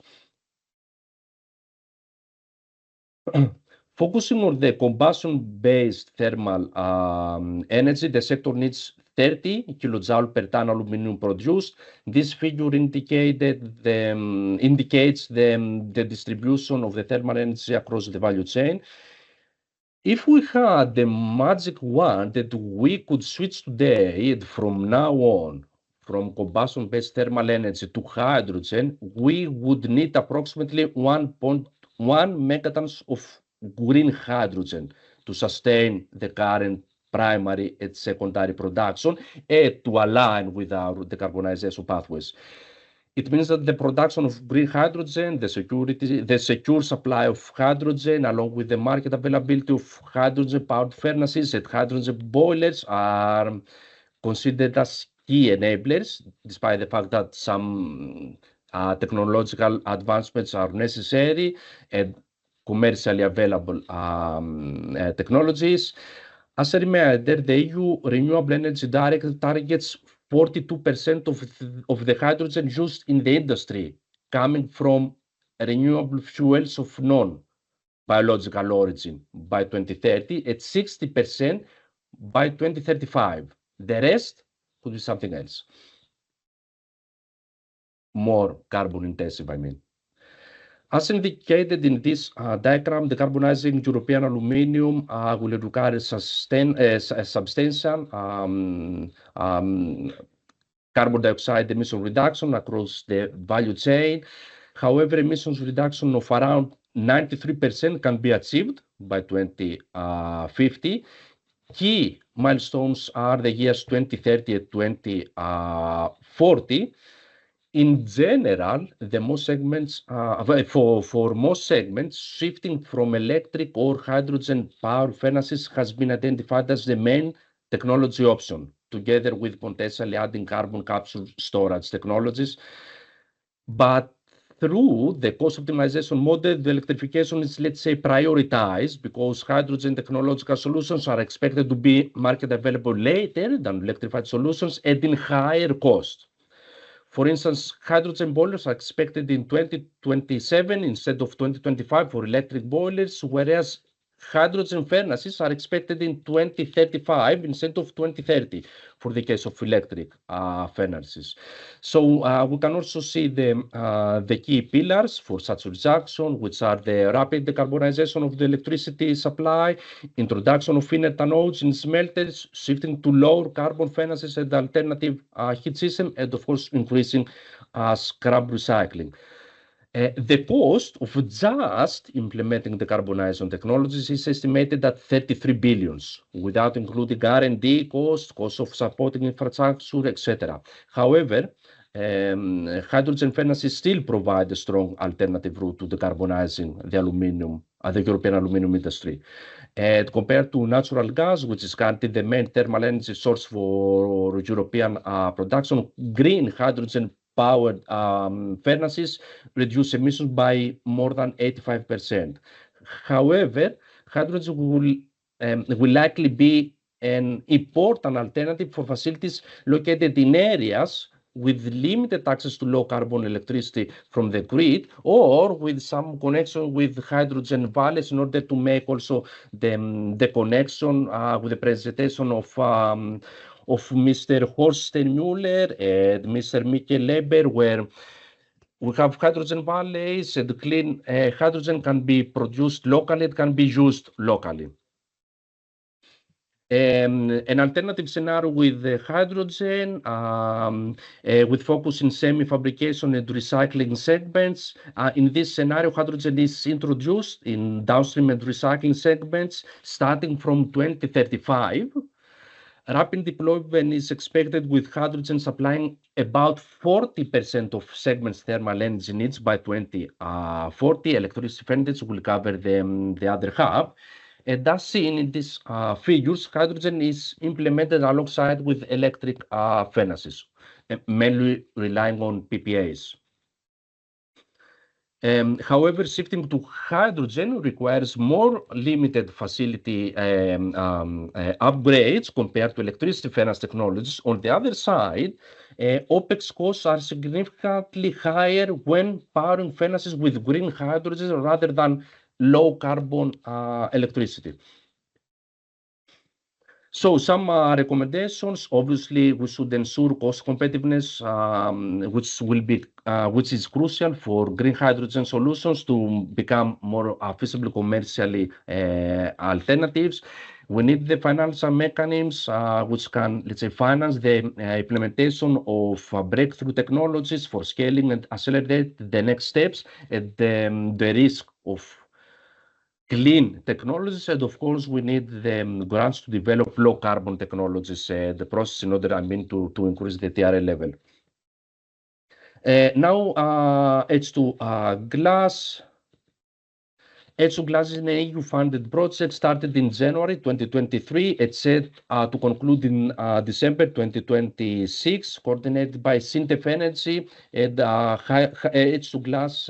It's driven by 23 strong partners from 80 European countries, representing research and industry institutions, major manufacturers from the glass industry, as well as the aluminium industry. We have here Hydro, the Norwegian company, and of course European Aluminium. This project is primarily motivated by the glass decarbonization challenges. To highlight the urgency of decarbonization, the glass industry experts say that the lifetime of a glass furnace is about 20 to 15 years. So we should start innovating now, because the year 2050 is only 2 years away. H2 Glass aims to create the technology stacks that glass manufacturers need to realize 100% hydrogen combustion in production facilities, and ensure the product quality, which is quite important, to manage the safety for this, and to evaluate the transferability of this technological advancement into another energy intensive sector, like the aluminium sector. How we are planning to do it? By enabling 100% hydrogen combustion in the glass sector based on a portable PEM electrolyzer, by setting ET architecture and automation for efficient industrial processes with emphasis on digital twins, predictive maintenance, easier monitoring of the system, and other relevant things. By evaluating the technological proposal in 5 real-world glass production facilities and 1 aluminum facility, in order to provide safe, economic, and sustainable solutions. ETSO Glass anticipates to provide important insights into the use of hydrogen in the glass industry and, of course, the aluminum industry. The innovation generated by ETSO Glass will potentially create 10,000 new jobs and unlock 1 to 5 billion revenues for the glass technological deployment, and it is estimated the reduction of emissions by approximately 80%. Addition to the EU funding, our sector is actively exploring the potential of hydrogen deployment in heating processes for reducing its their carbon footprint by investing own budget. 2 indicative examples are shown here. Hydro in June 2023 announced the production of the world's first successful batch of aluminium using green hydrogen as an energy source. The test was conducted and led by hydrogen experts from Hydro Havrand, which is a green hydrogen company in partnership with Fives. This was the experiments there. Constellium, it's another company. In July 2024, Constellium announced the successful completion of its first industrial scale hydrogen casting at their premises in France. This casting was performed in a 12-ton furnace following strict internal procedure. So also Constellium is involved in hydrogen in heat project that I mentioned earlier. So to sum up, European Aluminium's Innovation Hub welcomes any new collaboration in this topic, hydrogen. Regarding the European aluminium industry, hydrogen provides an important alternative route to decarbonizing of our sector, and especially for facilities located in areas with limited access to low carbon electricity from the grid. And also, ETSO Glass is one of the significant EU collaborative projects exploring the potential of hydrogen for decarbonizing heating furnaces. The advancements made in this project would pave the way for hydrogen deployment across the process industry, glass, aluminum, but it could be also the example for other industries. Thank you very much. So I'm keen to accept questions now, but also you can find me through LinkedIn or the website of European Aluminium, and you can send me directly any other questions that you would like to have, or even if you think something later. So don't hesitate to do it. Thank you very much. Thank you very much, Mr. Kollias. I have 2 questions. The first one is, you mentioned that in the glass sector, we are 2 investment cycles away from climate neutrality, so in 2050. When do you think, let's say, in the aluminium sector, in which year does the new alternative climate neutral technologies to be market ready in order that there is a net zero aluminium sector possibly in 2050? About hydrogen solution, we are more or less expecting commercially, let's say, available technologies after 2030. So more or less, or to be more secure, we can say 2035. Okay. So yes, I mean, yeah, commercially available solutions, okay, for all, which are safe, tested, assets, so ready to deploy. I cannot speak about the cost of such solutions. Obviously, I don't have the right data to express about this topic, but more or less we will secure deployment after 2035. Okay, thank you. So 10 years away. Yeah. And the second question is the willingness or the possibility of both sectors to pay the high price for clean hydrogen. Also, let's say, because it's linked to the willingness also to pay more for the consumer. This is What a do good you question. think? Let's say, yeah. This is a good question. Yeah, it's about the price.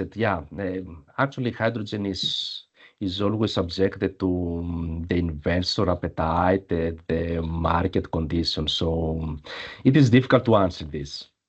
As you see, right now there are some of our members which are evaluating the potential of hydrogen and the deployment of hydrogen solutions for their purposes.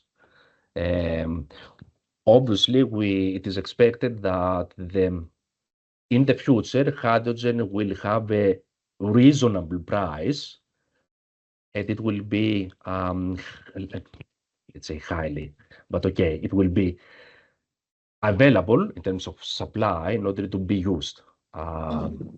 Yes, aluminum sector is energy-intensive sector like steel, like glass, so we should secure the supply. And we suppose that in the future the price will be, let's say, the right one. But obviously, this is a matter also that we communicate directly to the Commission that any available amount should be provided in a reasonable price. Otherwise, this could not be a solution. So there's no need to talk about the industrialization of Europe. We should secure made in Europe production for all products, steel, glass, aluminium, cement, everyone. And this should be done by setting the right market conditions in order to give also to hydrogen the opportunity to, let's say, flourish and be more accepted. But from a technological perspective, yes, we are considering this quite actively. Okay, thank you very much for your time and your presentation. And now let's turn our attention to our last presenters, Mrs. Stella Cianisi and Mr. Vasiliki Panaretou. Both are from the Motor Oil Group, and they give insight in the EU-funded WIVA project. I hope the pronunciation is right. It's the integration of a 30 megawatt facility for renewable hydrogen production in the Motor Oil refinery in Corinth. And now, welcome Mrs. Cianisi and Mr. Panaretou. Good afternoon to all of you. Thank you so much for inviting Motor Oil to this interesting webinar in order to present a FIRA project as a coordinating beneficiary. I am Vasiliki Panaretou, technical expert in the EU Affairs Directorate of Motor Oil Group, and together with my colleague Stella Cianisi, hydrogen expert in the General Directorate of Strategy, we will present our overall company's activities around the development of hydrogen projects with a special focus on the flagship FIRA project, which is supported by the Clean Hydrogen Partnership. Next slide, please. In Motor Oil, we count a history of more than 50 years of continuous development, starting from a traditional oil and gas company and gradually expanding our activities with the aspiration to evolve to an integrated and diversified energy leader, supporting the Greek economy, the society, and beyond. To this direction, we execute an investment plan of 4 billion euros by 2030, which is one of the largest in Southeast Europe, where 2.5 billion euros are about investments dedicated to renewables and circular economy. Next slide, please. Our strategic plan is fully in line with the national agenda of Greece regarding green transition, as well as the EU Green Deal targets. Our transition plan encompasses 4 strategic pillars, where hydrogen plays a key role in this plan as part of our alternative fuels and circular economy strategic pillar. Next slide. More specifically, hydrogen is central to our vision for a sustainable future, and we are actively working across multiple forms of hydrogen production, including grey, yellow, blue, and green hydrogen. This variety allows us to optimize our hydrogen production and use for both current and future energy demands. Next slide, please. As you see, renewable hydrogen presents a versatile solution for decarbonization across multiple hard-to-abate sectors, and its applications go beyond simply replacing traditional fuels.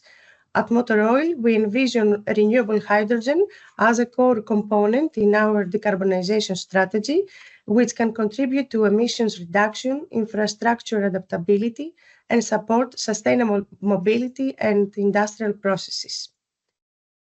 Next slide, please. Thank you.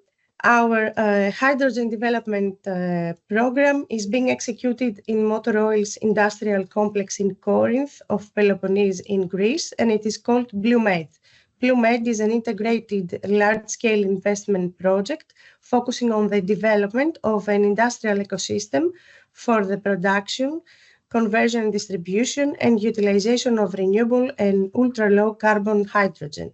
This ecosystem is integrated into a scalable and flexible supply network that will safely and reliably deliver hydrogen to multiple end users within and outside of the country.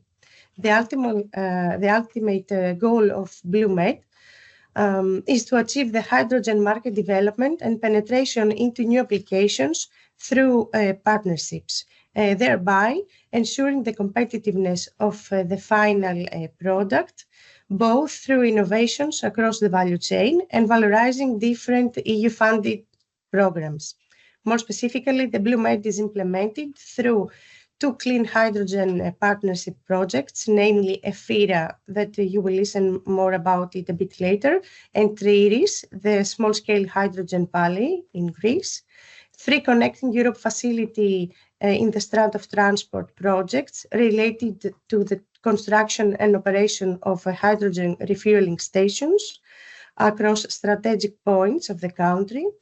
And one innovation fund project, the project IRIS, which is a flagship carbon capture project for Motor Oil for the storage and production of e-methanol in order to be used in the maritime sector. This endeavor is also supported by a loan provided by the European Investment Bank. With this holistic plan, we target to significantly reduce both the Scope 1 emissions and Scope 3 emissions. And now a deep dive in the EFIRA project will be provided by my colleague Stella. Thank you. Thank you, Vasiliki. Now we will proceed with the EFIRA project, which is funded by Clean Hydrogen Partnership of Horizon Europe. The scope of the project is to establish the first of its kind renewable hydrogen production facility at industrial scale in southeastern Europe by constructing and operating a 30 megawatt electrolysis plant within Motor Oil's refinery in Corinth, Greece. The electrolyzer will enter a commercial operation for at least 2 years based on EFIRA KPIs to supply hydrogen to refineries processes and also to external end users, including industry off-takers and users in the mobility and maritime sector. The key objective, the project will start actually in June, has started in June 2023 and will last for 5 years, ending in mid-2028. And the key objectives of the project is to develop a detailed technology and integration concept for an innovative alkaline electrolyzer, to optimize the synergies among hydrogen production, use, complementary supply and valorization streams, to develop a digital twin, controls and automation of the hydrogen plant and its symbiotic environment, and in general to set up and operate the integrated hydrogen production plant with its complementary streams, including standardization and safety aspects.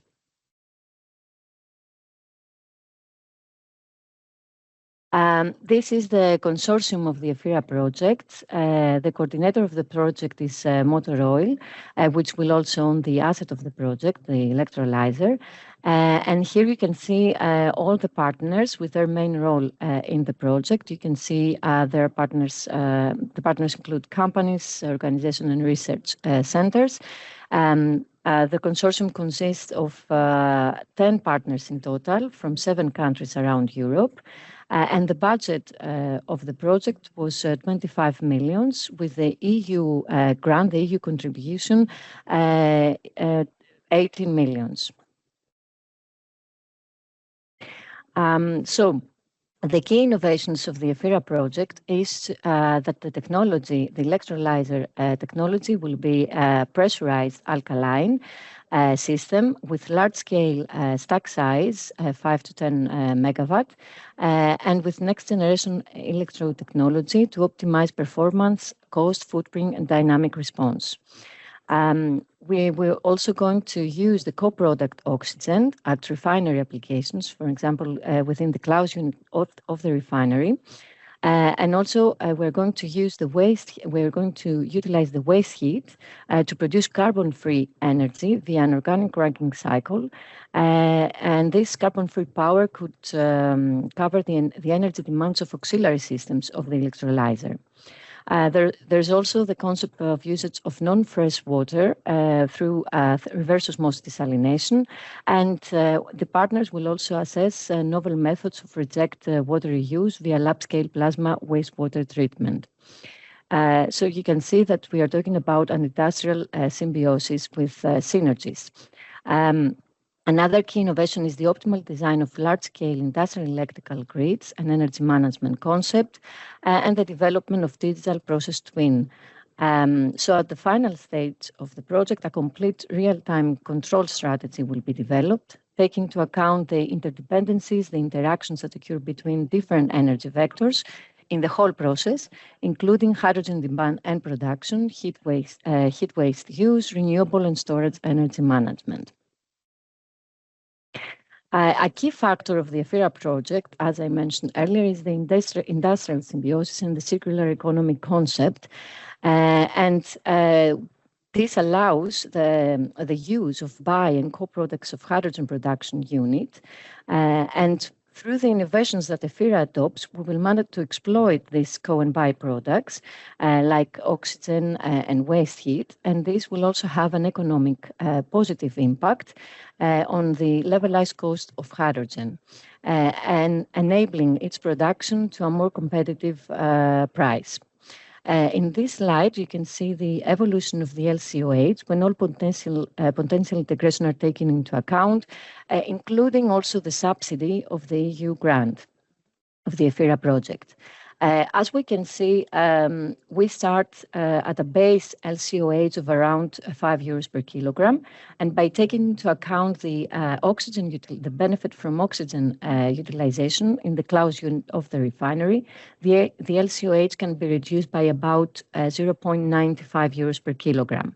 If we account also the energy integration, the LCOH can be reduced further €0.7 per kilogram, reaching an integrated LCOH price at around €3.5 per kilogram. Just to analyze, to describe here what we mean by energy integration. For the energy demands of the electrolyzer, we have a renewable PPA in place that will secure that the produced hydrogen will be certified as renewable hydrogen based on the Delegated Act for RFNBOs. But in addition, we have also own renewables, behind-the-meter renewables in the refinery that could potentially, optionally fit the electrolyzer. This is currently under investigation, and this will reduce further the energy cost. And also, there's the potential for discounts in grid charges, similar to storage systems, that could also contribute to the reduction of the total energy costs. However, this is still to be confirmed during the execution of the project. But in any case, what I want you to keep from this, let's say, slide is not the absolute values of the LCOH, as they are subject to changes as the project progresses, because here we include certain estimates for some costs, for instance, the EPC costs. But you should keep that under the industrial symbiosis concept, and with synergies, we can achieve lower costs for our production unit. Here is the EFIRA timeline. For the vendor selection, we have performed a rigorous evaluation process, and we concluded to the selected vendor in June 2024. The selected technology is a pressurized alkaline electrolyzer with 6 stacks of 5 megawatt size. The plant will be expandable to 50 megawatt, as currently Motor Oil explores the potential to expand the electrolyzer with an additional 20 megawatt capacity. And currently, we're in the FEED phase of the project, which is expected to be completed by the end of this year or early 2025, when the detailed engineering will commence. The equipment delivery is anticipated by mid-2025, and the unit will be operational by mid-2026, which coincides with the key milestone of the EFIRA project for the start of hydrogen production. And at full capacity, the 30 megawatt system could produce 4,500 TPA approximately. And with the capacity expansion at reduced load factor, we can produce 5,160 TPAs of renewable hydrogen. And now we proceed with the entire value chain of hydrogen. This slide is a schematic of the hydrogen value chain as it is planned to be developed within the EFIRA project, but also within another EU-funded project that Motor Oil is coordinator, the TRIRIS project. So the EFIRA project covers the production side, and the TRIRIS covers the transportation, distribution, and off-taker side, so the demand side. The TRIRIS aim is to create a small-scale hydrogen valley in Corinth, Greece, with the EFIRA electrolyzer as its core. Based on the value chain shown in this slide, we haven't mentioned the production side with the 30 megawatt electrolyzer within the EFIRA and all the synergies that we explained earlier. But here you can see also the transportation. This is the compression and trailer loading terminal that will be located within the refinery in close vicinity with the electrolyzer that will compress hydrogen at tube trailers at pressure 380 bar G in order to be distributed to industrial off-takers and to the HRS network. Just to mention here that there are 2 distribution channels, let's say, of hydrogen. The one is the virtual pipeline that we discussed with the tube trailers, and the other is the physical pipelines that can distribute hydrogen within the refinery and to future industrial users, as well as hydrogen can be injected in the national natural gas grid. So regarding the demand side and the off-takers that have been identified and will be served by the virtual pipeline with the tube trailers, we have LPC Refinery. LPC Refinery is a subsidiary of Motor Oil, which is active in industrial regeneration of waste lube oils, and will replace the grey hydrogen that is used and produced on site via methanol reforming with the renewable hydrogen. In that way, LPC can achieve decarbonization of their units. In addition, the tube trailers will transport hydrogen to the HRS network that Motor Oil plans to develop.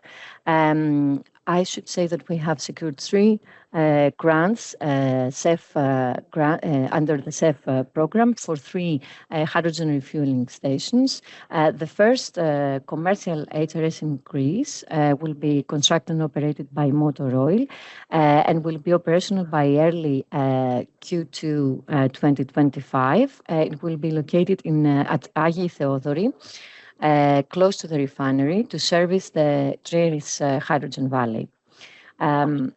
The second HRS will be located in another city along the Trans-European Transport Network corridor and 90 kilometers from Agi Theodori.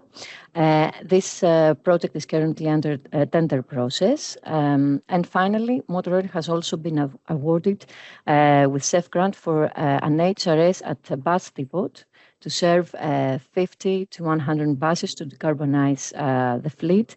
And currently we are under discussion with the Greek bus operator.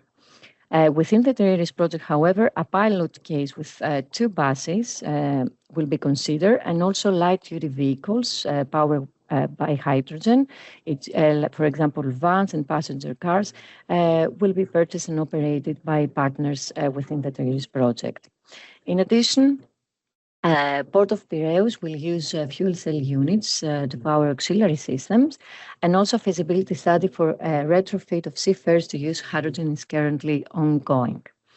As far as the physical pipeline is concerned now, as potential off-takers, we have identified the refinery itself to decarbonize its operation. The refinery can also serve as storage to balance supply and demand, as within the EFIRA we are not planned to have a hydrogen storage.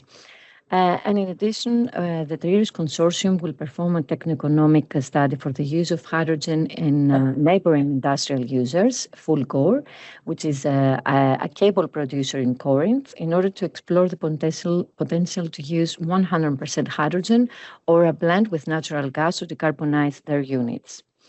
Finally, we have performed a feasibility study along with natural gas TSO of Greece for hydrogen injection in the grid network. This is also a map that shows the Trieris Valley. We can see on the top the ecosystem here within the refinery and the neighboring off-takers and applications. The use of renewable hydrogen will lead to decarbonization of the mobility sector and industry. And more specifically, if we replace almost 5,000 TPA of fossil-based grey hydrogen with renewable hydrogen, then we can avoid almost 4,000 TPA of CO2 Scope 1 emissions from natural gas replacement in gas turbine of the refinery, which is one application that has been identified. And also we can avoid almost 40,000 TPA of CO2 Scope 3 emissions via fuel substitution, either diesel substitution in automotive sector or through the hydrogen derivatives in shipping, also by natural gas replacement in the gas network, and by the methanol replacing the grey hydrogen with green hydrogen in LPC industry. So to close with some key takeaways, renewable hydrogen can be used directly as a fuel or as a feedstock to produce hydrogen derivatives, for instance, methanol or ammonia, and can contribute to the decarbonization of hard-to-abate industries and heavy transport sector by replacing grey hydrogen and or other fossil fuels in the refinery and in other industries, by injecting hydrogen into the natural gas grid, and by replacing fossil fuels in mobility and maritime sector. For now, if we take as a case study the EFIRA project and in general the green hydrogen project that Motor Oil is developing with a 40 megawatt expansion, as we discussed earlier, we can have a significant decarbonization, and for example, we can have almost 800,000 tons of CO2 emission savings over the entire project's lifetime, which is assumed to be 20 years. Scope 3 emission savings. So thank you very much. And me and my colleague Vasiliki were available for any questions. Yes, thank you, Mrs. Giannisi and Mrs. Panaretou for the presentation of this flagship project. I read that the Corinth refinery is the second largest refinery in Europe by complexity. And I think so if net zero is possible at the Corinth refinery, it should be possible for others too. And yeah, there's one question is, what is the quality and state of O2 for the usage? Do you need to pressurize it or cool it to reduce moisture content? And what is the additional required CAPEX, OPEX for the enabling the usage of O2? O2 for oxygen. Yeah. It's the purity without a purification unit is 98.5% for oxygen.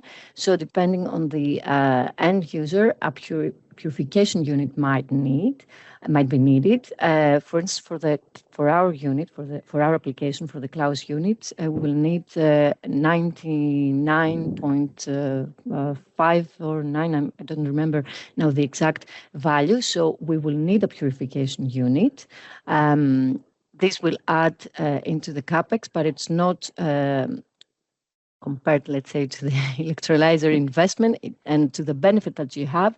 It's not that significant, let's say, but the compressor that you might need also a compressor to compress oxygen in order to distribute it, especially if we are talking about external users. Then you will need also to compress it, and this will also add to the capex. But for our use, because our electrolyzer is already pressurized technology, and the delivery pressure will be of oxygen and hydrogen will be 20 bars. So we avoid the need of compression that will add up to the total investment cost for the oxygen use. Okay, thank you. And I have one additional question: is the role of cooperation for you as industry with research partners? Does it reduce the risk, or let's say, or are the results basis for the decision making how to proceed and for further investments? Well, with the research centers, we always need research to accompany us because they can provide some insight of new technologies that could increase the efficiency of the system. So, yeah, it's very important because and could contribute to the decision making, because if we have more efficient technologies, then we can reduce the cost and make the investment more attractive. So this is just a general comment. I don't know if the question needed something more. I'm fine. Thank you very much. Right. So thank you very much for the presentation and the answers. And yes, now I can close this webinar. I thank you all for joining us today for this insightful webinar on hydrogen in industry. A special thank to all our speakers for sharing your expertise and your valuable perspective on hydrogen in industry, and to our audience that for the time and for your questions. And yeah, now we are looking forward to see you at the next Future Insight webinar from the Net Zero Industry Mission. It will be in 2025, and you can find more information on our LinkedIn account and on our webinar. And we will, as mentioned already sometimes before, we will send out a link to this webinar and also a link to the presentation. Thank you very much, and I wish you a nice afternoon or good night or good morning wherever you are in the world. Bye.